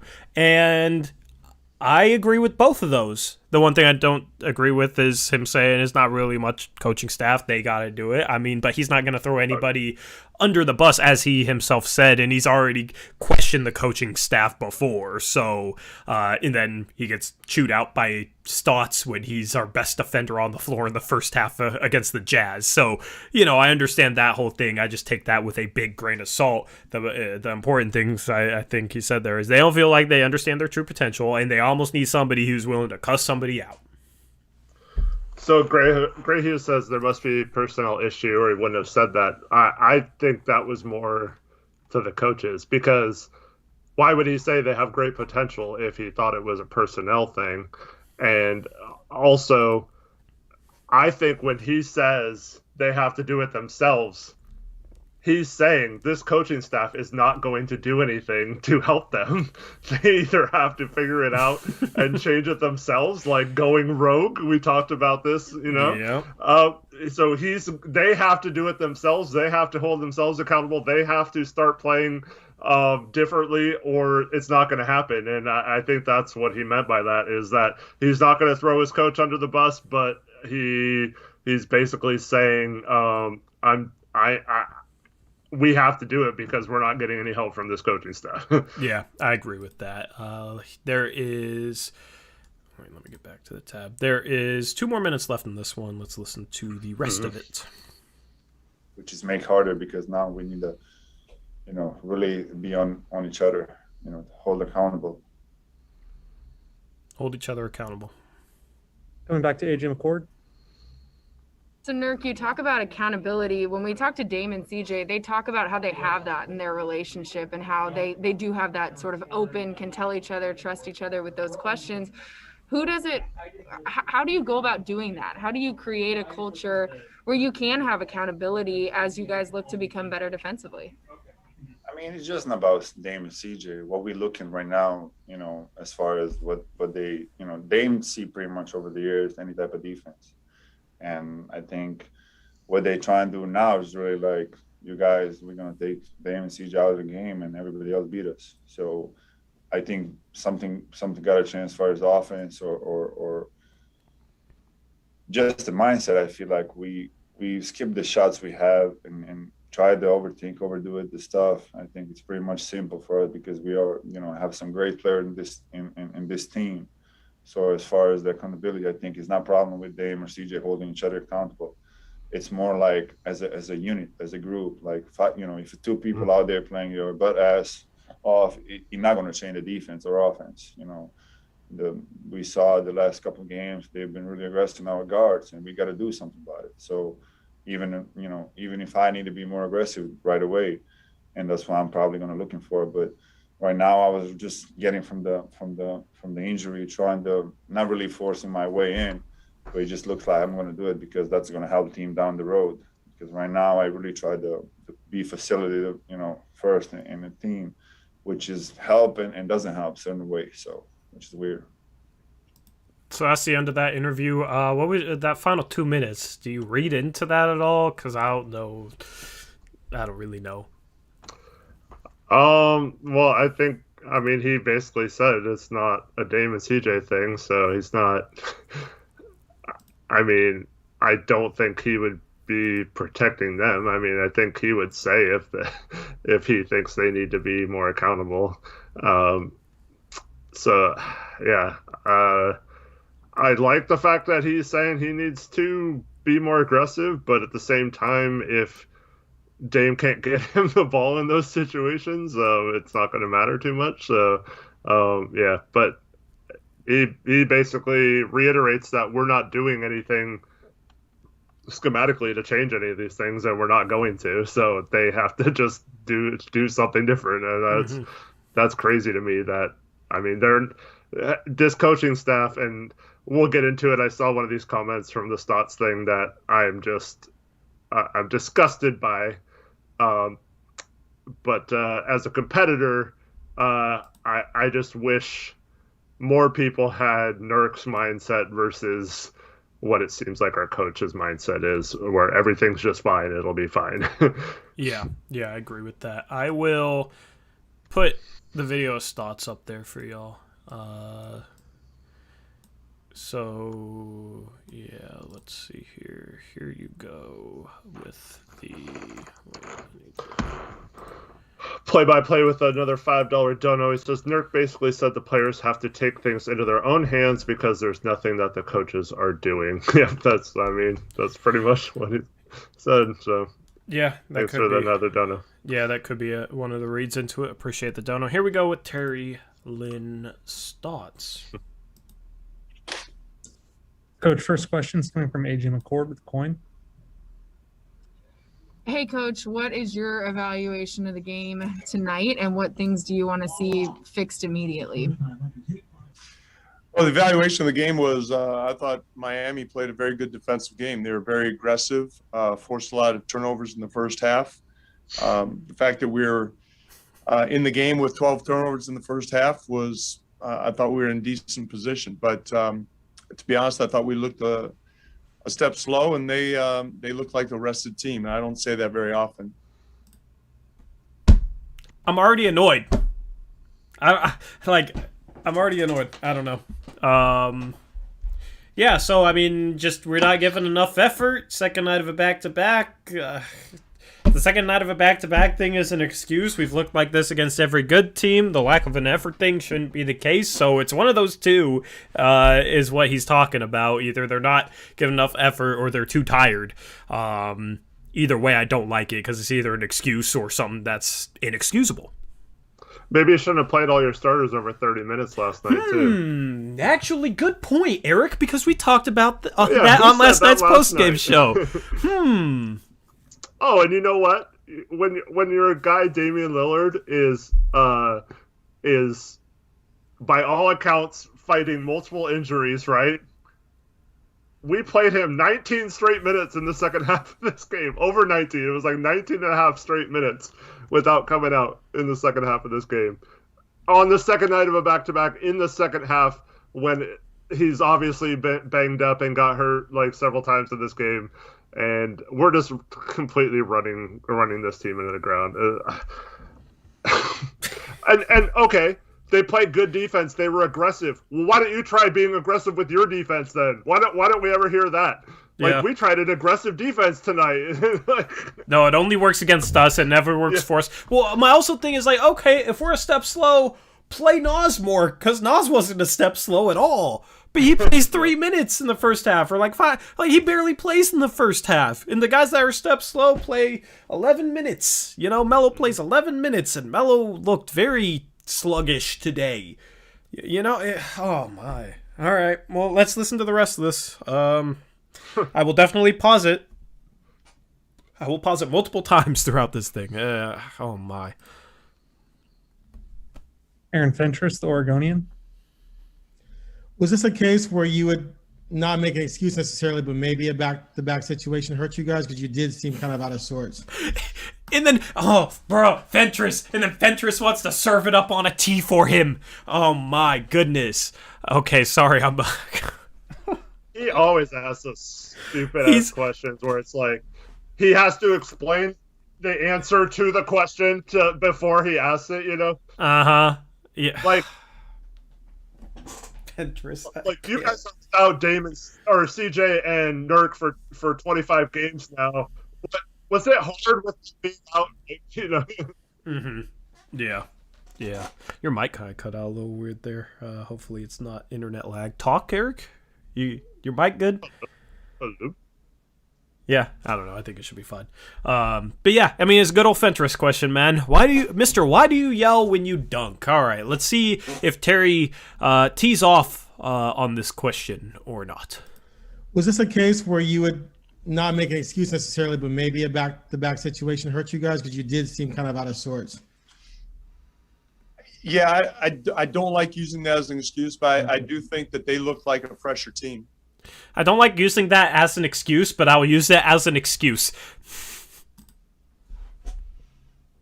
That's basically what that was. Did you feel at all that some fatigue caused you guys to be sloppier than usual? I don't know about sloppy.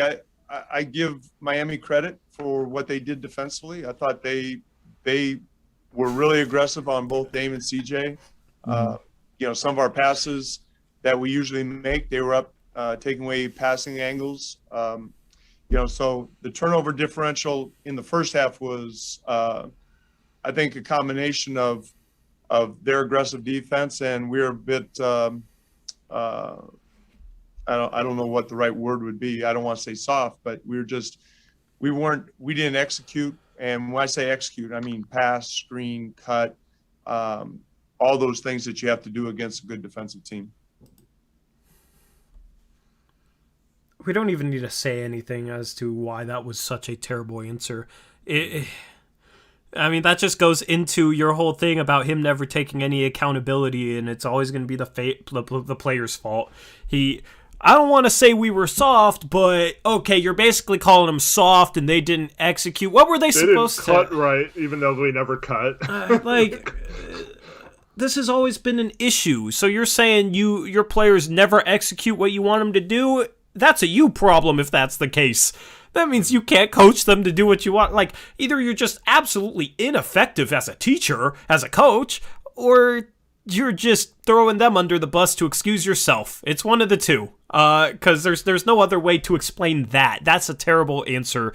It's not as obviously terrible as his answer to the Derek Jones thing a couple of games ago, but that is a very, very bad answer.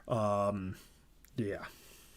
Real quick, let's get this donut out of the way. Anime Jake, $5 donut says, offense looked great in the first quarter minus turnovers. We pushed the pace, made cuts to the hoops, and found easy buckets. Quickly abandoned in quarter two. Yeah, that lob from Powell to Rocco was cool. That was beautiful, man. Best lobs I've seen in a transition break in a long time in a Blazer uniform. But, I don't know. You knew it was coming, even when we got off to a lead and we're playing well in the beginning, that it wasn't going to last very long because we were playing a good team. Yeah, I mean, can Stotts ever take accountability for anything, please? Like, we were, I don't know, just take accountability for once.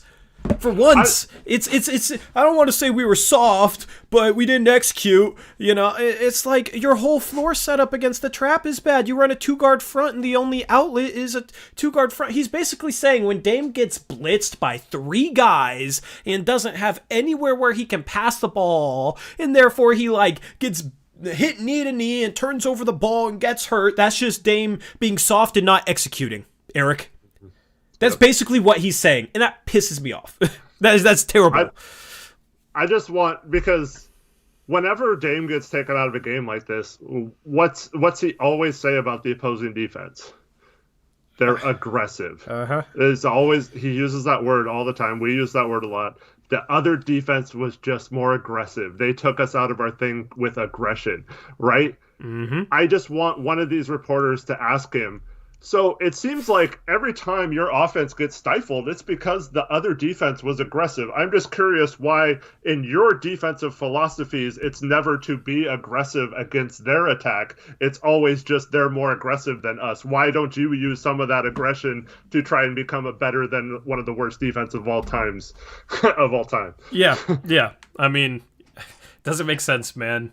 They took us out what we wanted to do because they played aggressive defense. Yeah, if you switched him with Eric Spoelstra, I guarantee you Miami is running drop scheme against the Blazers. If you flipped them. Yep. Yeah. And here's the thing. Like he said, the passes we normally make aren't there. That's because a good defensive team knows that your only pass in that situation for 3 years now has been the cross-court pass to the other half-court line. And it's really easy to take that one pass away, especially when the other three players are just standing there doing nothing. And a good coach, that's why we struggle against good coaches, is because they absolutely take that away, and he just thinks, oh, we couldn't get that pass off tonight. Oh, it'll work better next game. But it's not the case. We have to change it up, and this guy just flat out is refusing to believe that his system could possibly be the problem, and that is why he is not a good coach. Yep. Let's listen to more. Thanks. Jason Quick, The Athletic. Here we go. Let's go, Jason. Terry, what do you see as the way out of this funk that you guys are kind of in? Well, first, I don't necessarily want to concede that we're in a funk. We had a good game against Detroit. We lost 2 games on the road against. Because it's Detroit, bro. I want to say things that we don't say on this channel right now, Eric. I really want to. We're not in a funk. We played well against Detroit. We played well against OKC, bro. You're in an absolute funk against good teams. Dude, I hate his denialism. We are absolutely in a funk.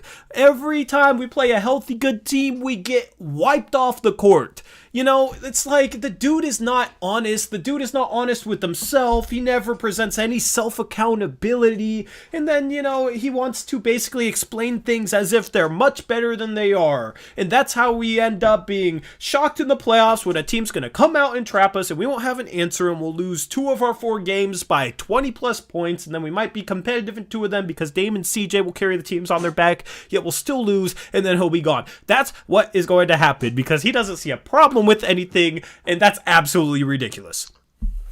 Tori, how many times have we sat here and listened to people say, even after wins, we're way too negative, we're way too critical, like enjoy the game or whatnot, right? Mm-hmm. We hear that all the time, right? Mm-hmm. And what do we always say? As a competitor, if I'm a player or a coach, I am never happy. The losses would stick to me. I never think about the wins. I only think about the losses, right? And those stick to me. Like, we played 3-on-3 together, right? I think way more about the time before when we lost in the championship game than winning the championship the next year, right? Mm-hmm. And even winning the championship, I mean, this is not comparable to the NBA. I'm not saying we're NBA players or whatever, or NBA coaches, but like, even in winning that, we've been talking about how we can be better next year, right? We're not like, oh, well, we made the championship game and we just happened to run into a good team and we lost. Like, we don't need to play any better. We just need to go show up and we'll win next time. Or like, we won last year, so all we have to do is write our name on the entry card and we automatically will get the championship, right? But this is how this guy coaches. Nothing is ever wrong. It's always like, well, my offense is good, so why would I ever do anything different? Oh, my defense, I don't have the personnel. The players suck. Everyone's injured. They're not running what I want them to run. They're not giving effort. The other team was more aggressive and outworked us.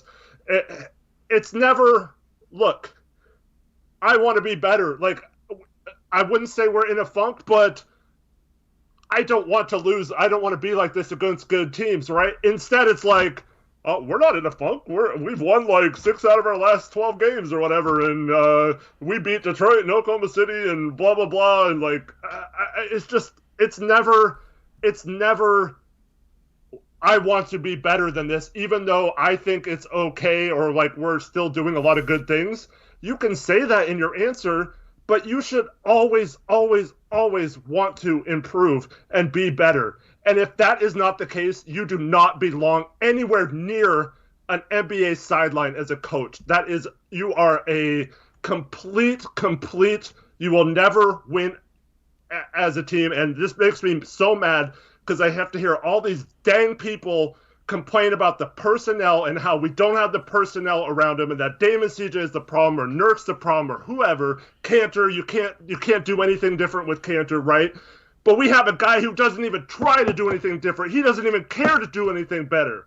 This guy freaking thinks that he can just roll the ball out there because he has Damian freaking Lillard, one of the best players we've seen in a Blazer uniform, the best player we've ever seen in a Blazer uniform, one of the best players in the NBA, and this guy is wasting his freaking career by not even trying to make himself better. And then I have to hear garbage like, oh, well, Damian Lillard is Stotts obviously made Dame the best possible player he could be. How could he possibly be averaging more than 30 points and 8 assists a game or be in the top 3 for MVP? He had this coach, and no other coach could have gotten him to that point, right? Or no other coach could have gotten him better than that. I guarantee you Dame doesn't give a crap about any of that. He would rather win a championship than average 34 points instead of 30 points or 26 points instead of 30 points. He doesn't give a crap. He wants to win, and this guy is preventing him from winning. This guy does not want to get better. He does not care about getting better, and I'm sick of it, man. I'm sick of it. I just want this guy to go away.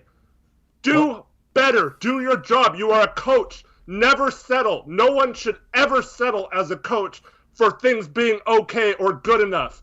You need to improve. And you need to get better. And you're not good enough against good teams. You're going to get clowned in the playoffs again. Mm-hmm. So do something about it. Don't give us this crap answers. Yeah, I mean, I take solace in the fact that him doing this is him basically writing his ticket out of town. So that's why I don't even get too worked up about it.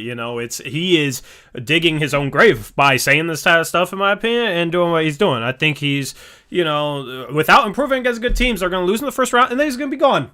And then we can have a chance, so it's frustrated me. It's frustrated me for years at this point. I just expect it, and I'm not surprised.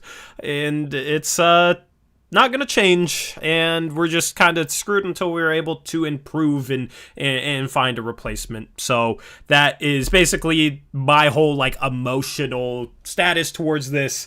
I've been where Eric is hundreds of times for the past 5 years, where I want to punch a hole through my wall because of the way this guy coaches and the thing this guy says. And at this point, it's, if they... Eric, if they bring him back next year, I will be... Oh, God. I'm doing okay because I feel like this is the last year he's going to be our head coach, man. But yeah, I hate answers like this, and it's just... I'm sorry for going off. No. People like it. People like it. So, that's what the people wanted, Eric. They want you to rant. They want you to go off. Yeah, I mean, I feel like a lot of people relate to those emotions, and I relate to those emotions, and I feel like a lot of people are like, well, he's gone after this year at this point. That's what we're on pace for. So, I mean, I always thought people that cover the team were the most relatable for that reason. And real quick, I just want to say, I am not saying I could do better. I would not be a good coach. I do not care about being a coach. You could be better. Screw the disclaimers at this point. Screw the disclaimers. If someone offered me hundreds of thousands to millions of dollars to be a coach, I would gladly accept it and be horrible at it. But I am not trying to say I should take his place or do anything, or that I should be an NBA coach or anything like that. I just think, as a competitor, and even just like a minor, I love sports. I love playing sports. I want to win. I get angry when I don't win, and I want to get better all the time. And so it drives me crazy that I see someone in a professional, it's just the attitude, person like that with this kind of attitude towards getting better and not caring about it. It drives me crazy. I would rather have you as the head coach, because at least you're supposed to be bad. So that's kind of where I'm at. We got donos to thank. Shout out Jimmy Cleveland, $10 dono. He said Miami's coach was smarter because he knows the Portland bench has energy and can score. Therefore, Miami's coach left his starters in. Stotts is trying to buy time for his job.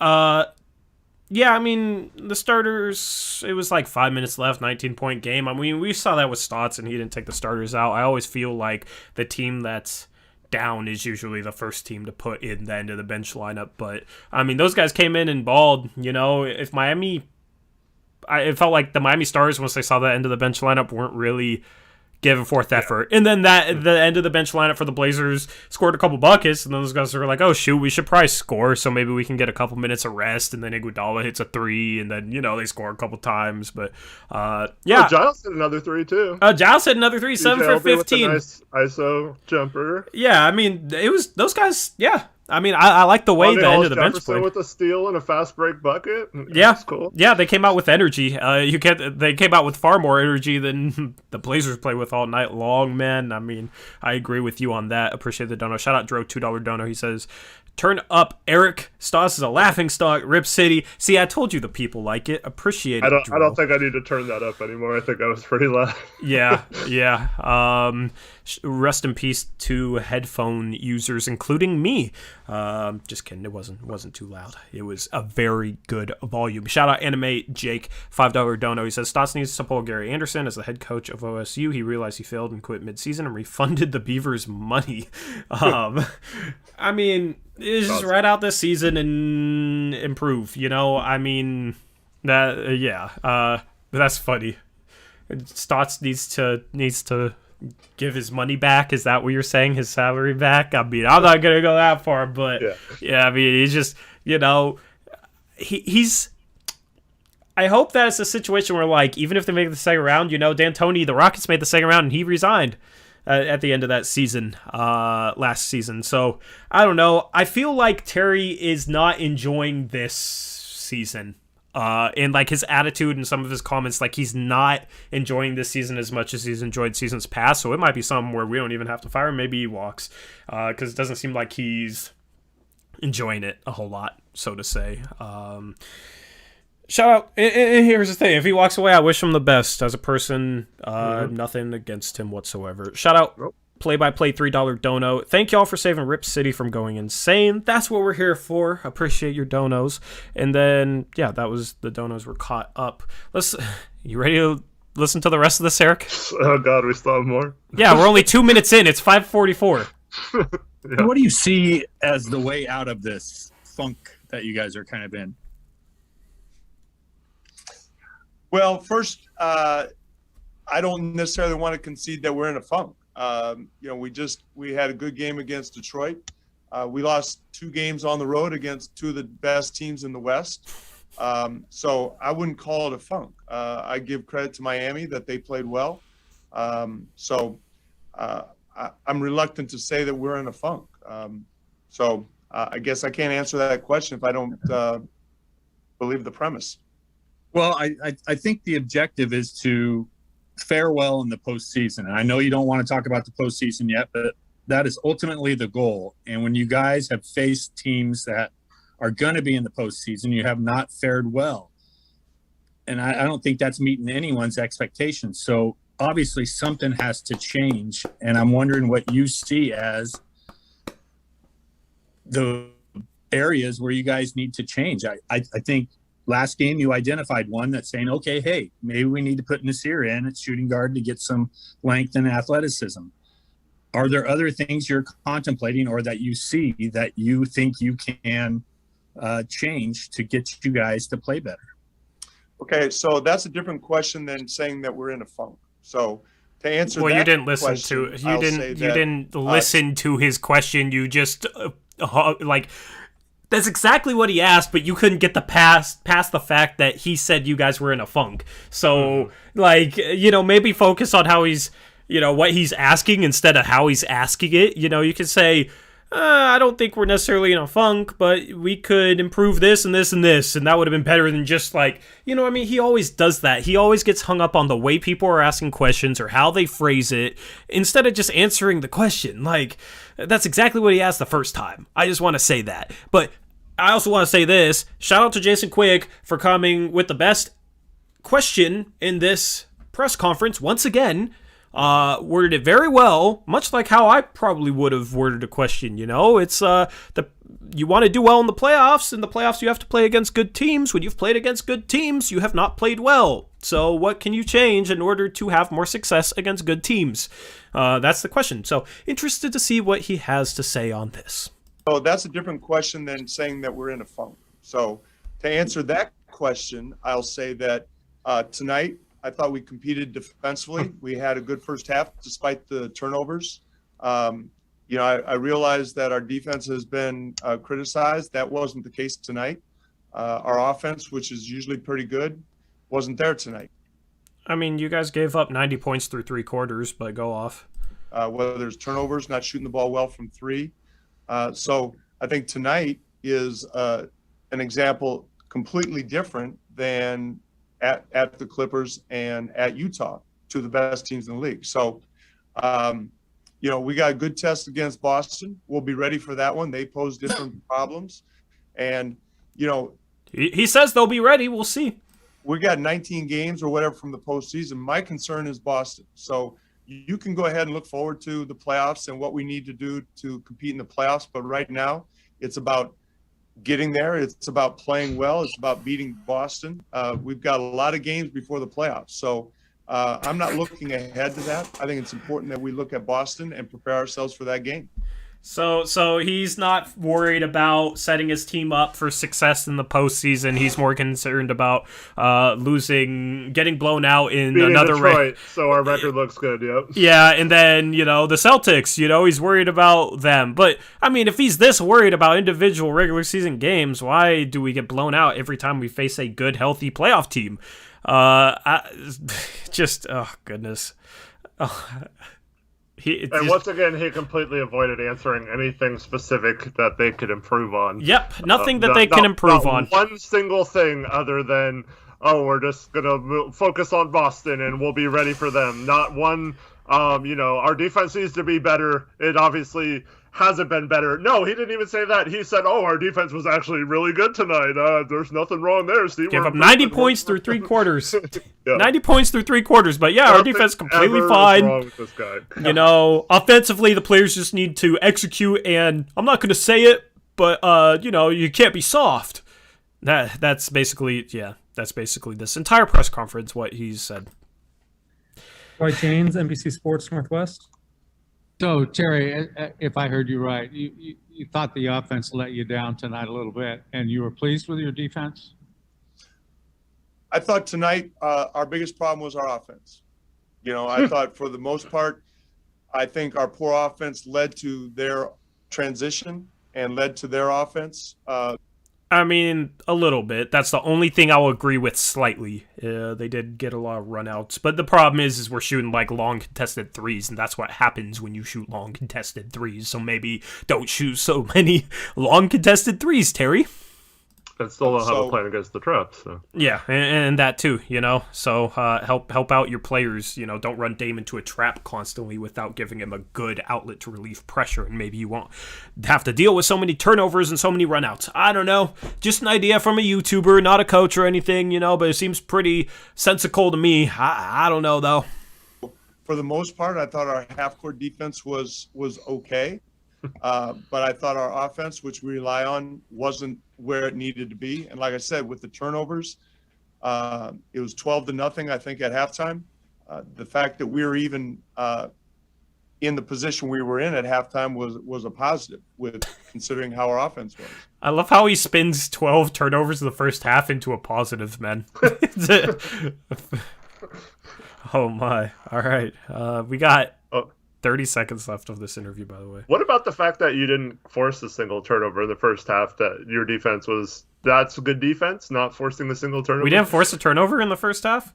No, they had 0 turnovers. He just said 12-0 turnovers. Yeah, well, I don't know, man. But that's good defense. Yeah. Oh, God. 30 more seconds. We can do it, chat. Okay. We can do it. Their defense was all over your pick and roll, it seemed like, from the start. I can't remember. Yeah, they were very aggressive with their pick and roll defense.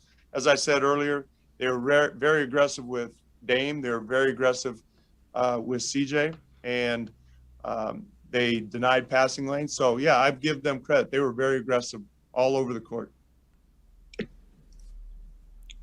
right, thanks, Coach. We'll wrap it. And you didn't adjust. Well, okay, so why didn't you adjust to that? Oh, goodness. Anyway, all right, there you guys go. Hopefully you guys are satisfied. Hopefully you've gotten your fix for Terry Stotts. You got the full Terry Stotts experience tonight. Drew with the $5 donation says, I can't believe this guy is a coach. beating scrubs isn't an accomplishment. We will get destroyed in the playoffs with this dummy. We have talent. Yeah, I mean, I'm not gonna. It's just frustrating. I mean, even if we go into a series like we did last year and win game 1, we know we're not going to make the necessary adjustments after the other team adjusts to what we did in game 1. So, like, I have no faith against a good team that we were already at a talent disadvantage. So if they take Dame out of the game, or limit CJ or whatever, like, we have no chance in a series, and that's why we always look so bad in some of these closeout series. It's just the playoffs are a game of adjustment. The playoffs, okay, the regular season is checkers, Eric. The playoffs is chess, okay? The playoffs is a game of adjustments, and our coach doesn't even adjust enough during the regular season. He can't even handle making a singular adjustment at halftime. Like, Stotts defenders will say, oh, he adjusted, he played Noah Summit the 2. Changing up the lineup a little bit is pro Stotts people's idea of making adjustments. That's not an adjustment. An adjustment would be, oh, they're really shutting down our pick and roll. Let's run something else. But no, he does the same thing, and then, oh, shocker, they're still having success defending it in the second half. Well, who could have seen that coming? You know what I mean? So, in one singular regular season game, he can't make a single adjustment. Come playoff time, unless we play Billy Donovan, who I think is one of the worst coaches in the NBA, by the way, who's like just as bad as Stotts, or, you know, play an inexperienced Denver team who we are a good matchup with because they don't really have the personnel to really take Dame out of the game, and then CJ and Rodney Hood carry the team on their backs out of isolation. Those are the only ways we have a chance, is if we face a terrible coach or a team that, like, doesn't have the personnel to trap super effectively, and then if we have guys just carry the team on their backs out of isolation. That's the only way we have a chance of winning a series under Terry Stotts at this point. Yeah, and both of those aren't, like, that's an indictment of him. You know, that's why I don't pour so much into that one Western Conference playoff run we made. Because what happens? We go into the Western Conference Finals against the depleted Golden State team, and he comes out in game 1 running drop scheme on Steph Curry the entire game. Steph Curry destroys it in the first half. We come out in the second half of game 1 of the Western Conference Finals, and we're still running drop scheme. You know what I mean? This guy cannot adjust. He doesn't adjust, and against any competent team and coach in the playoffs, you're going to get crushed for that. And then what does he say in the press conference after game 1? Do you remember? I don't remember. Every time you ask me that, I never remember. I always blank. He was asked that question, why, and he got all defensive, saying, like, well, Houston tried trapping them in the second half, and he still went off, so why would I do anything other than my normal defense or whatever? It wasn't that I made a mistake. The drop scheme obviously did not work, and we need to have a better defensive plan for him. Next game, it was I mean, my defense was fine. He's just a good player and made shots. Yep. I mean, and he got clowned for that. And then he came out in game 2 and actually switched it up, and we had a little bit more success defensively, and we would have won at least a couple of those games if we were better at running trap. But since we hadn't, trapped or hedged all season long, we weren't as good at it as we should have been. And a lot of those games came down to 1 or 2 possessions, whereas if we, weren't so stubborn all season long, maybe we would have been better equipped to run something else other than drop scheme, and maybe we could have made it to the NBA Finals, but his stubbornness cost us. You know what I mean? And I don't know. It's like the dude doesn't adjust until he's absolutely forced to. Like, the dude is so stubborn and so stuck in his ways. And it's gonna come, bro. I've looked. There's a website that I view called Playoff Status, and it takes into account like team performance and record, and then like the remaining strength of schedule. The Blazers, in it like says like the odds that the Blazers will play a certain team in the playoffs. I think the number 1 team they're most likely to face is Phoenix, and the number 2 team they're most likely to face is the Clippers, because actually they favor the Mavericks to pass us, because the Mavericks are right on our heels with a much easier schedule. So it looks like, honestly, the most likely seed we get right now is 7th, okay? If we go up against Phoenix and just run drop scheme all series, we are screwed. We are screwed. People will be saying Devin Booker is better than Damian Lillard because Devin Booker will be going up against drop scheme and going off against us, and they'll be trapping us, and Dame won't have any chance for success. And then you'll get the continued narrative that Dame can't perform in the playoffs, and then people will be saying Devin Booker is better than them. That's the track that we're going, with the way we do things here. Yeah, and see, this is why I have such a problem. Obviously, I get it, coach speak. You're not supposed to be looking forward to the playoffs, right? But this is the problem. Stotts is going to say when our offense doesn't work in the postseason and our defense gets destroyed, he's going to say, well, the offense wasn't a problem because look at it all regular season. We were 6th in offensive rating, so that wasn't the problem. But it has been a problem in the playoffs. It has not been good in the playoffs. Even in our run to the Western Conference Finals, we were not better than we were in the regular season offensively in terms of where we were at in the rankings, and that was only out of 16 teams instead of 30. And it just does not work against good teams. It does not work against good defenses. And this guy wants to put up as good a regular season stats as possible. So in the playoffs, he can just say, "Oh, we were overmatched," but we did all these things well in the regular season. And this is why it'll never get better in the playoffs with him as the coach, because he's not looking ahead to say, okay, maybe this is the best thing to run maybe against bad teams during the regular season, but is that really benefiting us to get better as a team? It's just, we're 10 games above 500 or whatever, and that's good enough. We've been really good. We had a couple injuries, and that's just how he operates. It's like everything is basically just building up his answer base to be able to answer these questions without answering them and without actually showing things. And then you get all these people who defend him by saying the same crap, like the offense is really good in the regular season, why would you ever say it's bad? And and that's just not something that can happen if you want to take that next step, which we were all expecting this year to be different than last year and stuff like that. We can't succeed in the playoffs if you don't have a little bit of it's not that you don't want to beat the Celtics on Tuesday, right? We want to beat the Celtics. We obviously need to focus on that game, one game at a time. We can't be looking ahead, but we also have to be worried about putting our team in the best possible position at the end of the season. And that's something teams like the Spurs for a long time with their load management and the way they would change their offense from year to year would think about. And it might have sacrificed games during the regular season, but they were much more equipped to handle a deep playoff run because of those situations.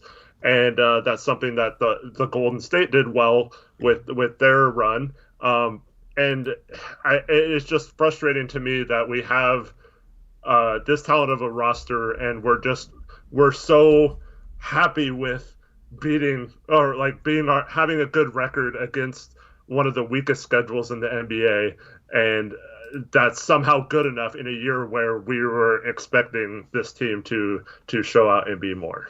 Yep, it's disappointing. So that probably wraps up our coverage of this game. We're 2 hours in. Let's toss it around the NBA. Let's look at scores for today. And then we'll wrap up this stream. Hawks beat Hornets 105-101. Bogdanovic has 32 for the Hawks in their win. They're 29-25. The Hornets and Hawks are in 4th and 5th place in the East. It's kind of weird. The Celtics beat the Nuggets. They end their 8-game winning streak. They go on a 31-3 run at one point in that game in order to defeat the Nuggets. So, I mean, the Celtics, man, they're 28-26, so record-wise doesn't look that impressive. But as I said earlier on the stream about them, they're better than their record indicates. They just blew out the Nuggets in Denver by 18 points when the Nuggets had won 8 games in a row. So this team is a team that's better in their record. We'll get to see how the Blazers perform against them. I feel like it's probably going to be more of the same. Jokic in the loss had a triple-double, 17 points, 11 assists, 10 rebounds. Jason Tatum had 28 points, 10 rebounds for the Celtics. So the Nuggets didn't gain ground on us, but, I mean, they're 3 games ahead of us now. It's not like we're tied anymore. The Pelicans beat the Cavs 116-109. Zion Williamson had 38 points, 9 rebounds, 4 assists. Dean Wade had 21 for the Cavaliers in their loss. The Bucks beat the Magic 124-87. Chris Middleton had 21 points. Mo Bamba had a 21.5 rebound game. Nice to see him have a good game for them. He's been stuck behind Vucevic, so hopefully he gets a chance to break out for the Magic now that he is getting more playing time.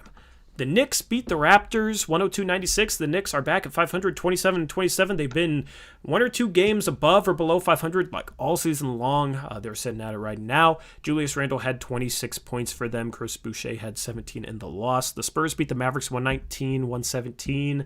DeRozan hits a game winner to cap off the win for the Spurs. He has 33 points, 8 assists. Porzingis with 31 points, 15 rebounds in the loss. The Mavericks fall to 29-23, so they don't gain any ground on us. They're the team right behind us in 7th.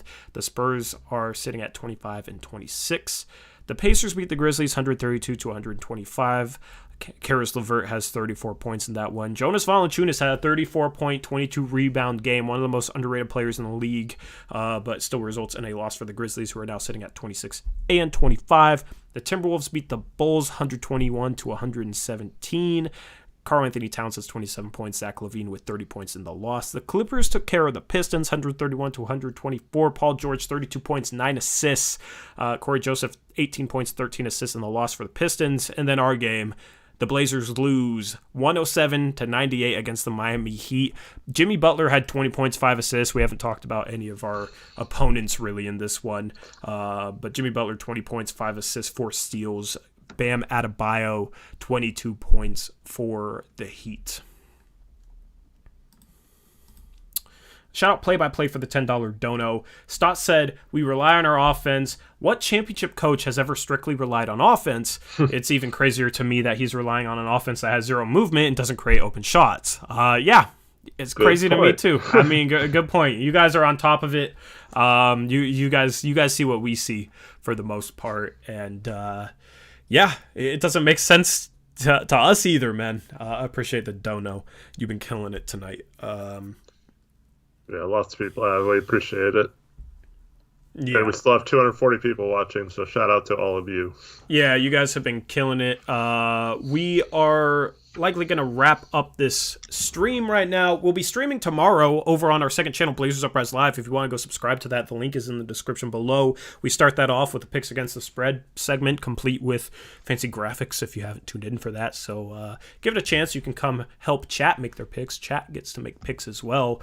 They hold a very slim lead right now. It's me, Eric, our 3 mods, so shout out to them, Zach, Trevin, and Reese, and then chat. So it's a lot of fun. And then we will talk more Blazer basketball on that and kind of preview the Celtics game, which is going to be on Tuesday at 7 p.m. Question mark? Yeah. Okay, yes. Cool. Good job. That game's on TNT, so I'm excited to watch the TNT broadcast because, I don't know, you guys know how I feel about the Blazers brought. I like Lamar Hurd, just I haven't been a huge fan of the Jordan Kent. Tonight I heard all during the second half how the defense was great. Miami just hit a bunch of contested shots all night. Man, I still think it's so funny that his mic accidentally came on during a commercial and you literally heard him saying, we just missed shots. We're just missing shots a couple games ago. I don't know if we brought that up on air, but that was so funny. No, I didn't hear about that, actually. You did? Wait, you never heard about that? No. Bro, I didn't hear. 2 games ago, it was the loss to the Jazz. In the middle of a commercial, Jordan Kent's mic somehow got turned on, and you heard him say, like, I don't know what to say. We're just missing shots, man. In the middle of a commercial. And I tweeted out about that, and everybody, like, there's a lot of people that heard it too, so I wasn't tripping or anything, and it was like, wow, they're really dedicated to this thing. They came on during a commercial just to say that. It was funny.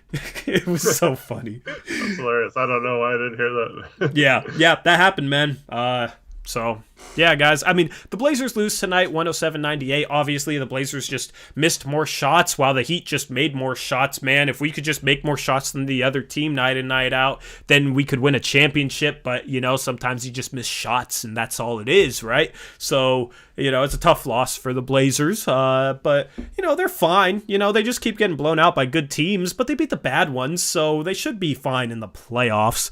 Obviously heavy sarcasm with all of this, but that's basically how the narrative that Stotts and company has given us, and not too optimistic going forward. Yeah, I wish. Remember last year, all those losses we had against crappy teams, but then we'd win a game, and then we were like, oh, we can win 9 out of the next 10 and go on a big win streak, and and we got so disappointed every time it didn't happen. And this year, it's like I don't even feel like doing that. I can't even. Well, it's like if you say give us a 31-22 record last year, we're like, oh yeah, we'll take it, but it's like we're as non-competitive against good teams as we were last year. You know what I mean? And when it comes down to it, we got to be competitive against good teams, and we're not. So I don't know, man. I don't know. It's not boding well for the playoffs. But I don't know. I mean, maybe this team gets in the playoffs and just flips a switch and starts giving effort, and Dame just goes nuclear on a bunch of contested shots. I mean, that's possible, I guess, for us to win a series off that. But, at this point, that's what it's going to take, basically. Which Cantor gets 45 offensive rebounds and scores 90 points because he gets every single rebound in a game. Maybe that could happen. Yeah, I don't know, man. I mean, I'm done trying to be optimistic, though. So, anyway, thank you to everybody who tuned in with us tonight. You guys have been crazy supportive lately, and it means a lot. Shout out to everybody who donated. Shout out to everybody who watched. Shout out to my channel members. Their names are in green, so they are special. And then shout out my mods, as I said, Zach, Trevin, and Reese, for helping us police things around here. We will be live tomorrow, as I said, in between 3:30 p.m. and 4 p.m. on our second channel, Blazers Uprise Live. Link is in the description below if you want to go subscribe to that after the stream. Still sorting out getting post-game shows uploaded to Spotify. I will tweet out once I have a process for that. Been working on trying to figure out what's the best way to do that. So just stay tuned. Follow our Twitter page at Blazers Uprise YT. That's where I'll tweet that out. Follow me at Tori Jones YT. Follow Eric at HoopsJock. There's also links for our Twitters in the description below. With that being said, that is a wrap for this post-game show. Hopefully you have a good rest of your night and a good Monday. We will catch some of you tomorrow on Blazers Uprise Live. If not, hopefully you can tune in for our post-game show after the Celtics game on Tuesday. We'll see if that's a stream that's a lot like this one, or we'll see if maybe we're surprised and that stream maybe goes a little bit differently. That would be interesting. But, we'll have to wait and see. I always say that. I'm not hopeful, but, I mean, we'll wait and see. I mean, we just ride this season out at this point. That's where I'm at. So, anyway, anything left that you want to say, Eric? No, have a good night, everyone. Thanks for watching. Yep. And with that, we will catch you guys later. As always, peace out. Go Blazers.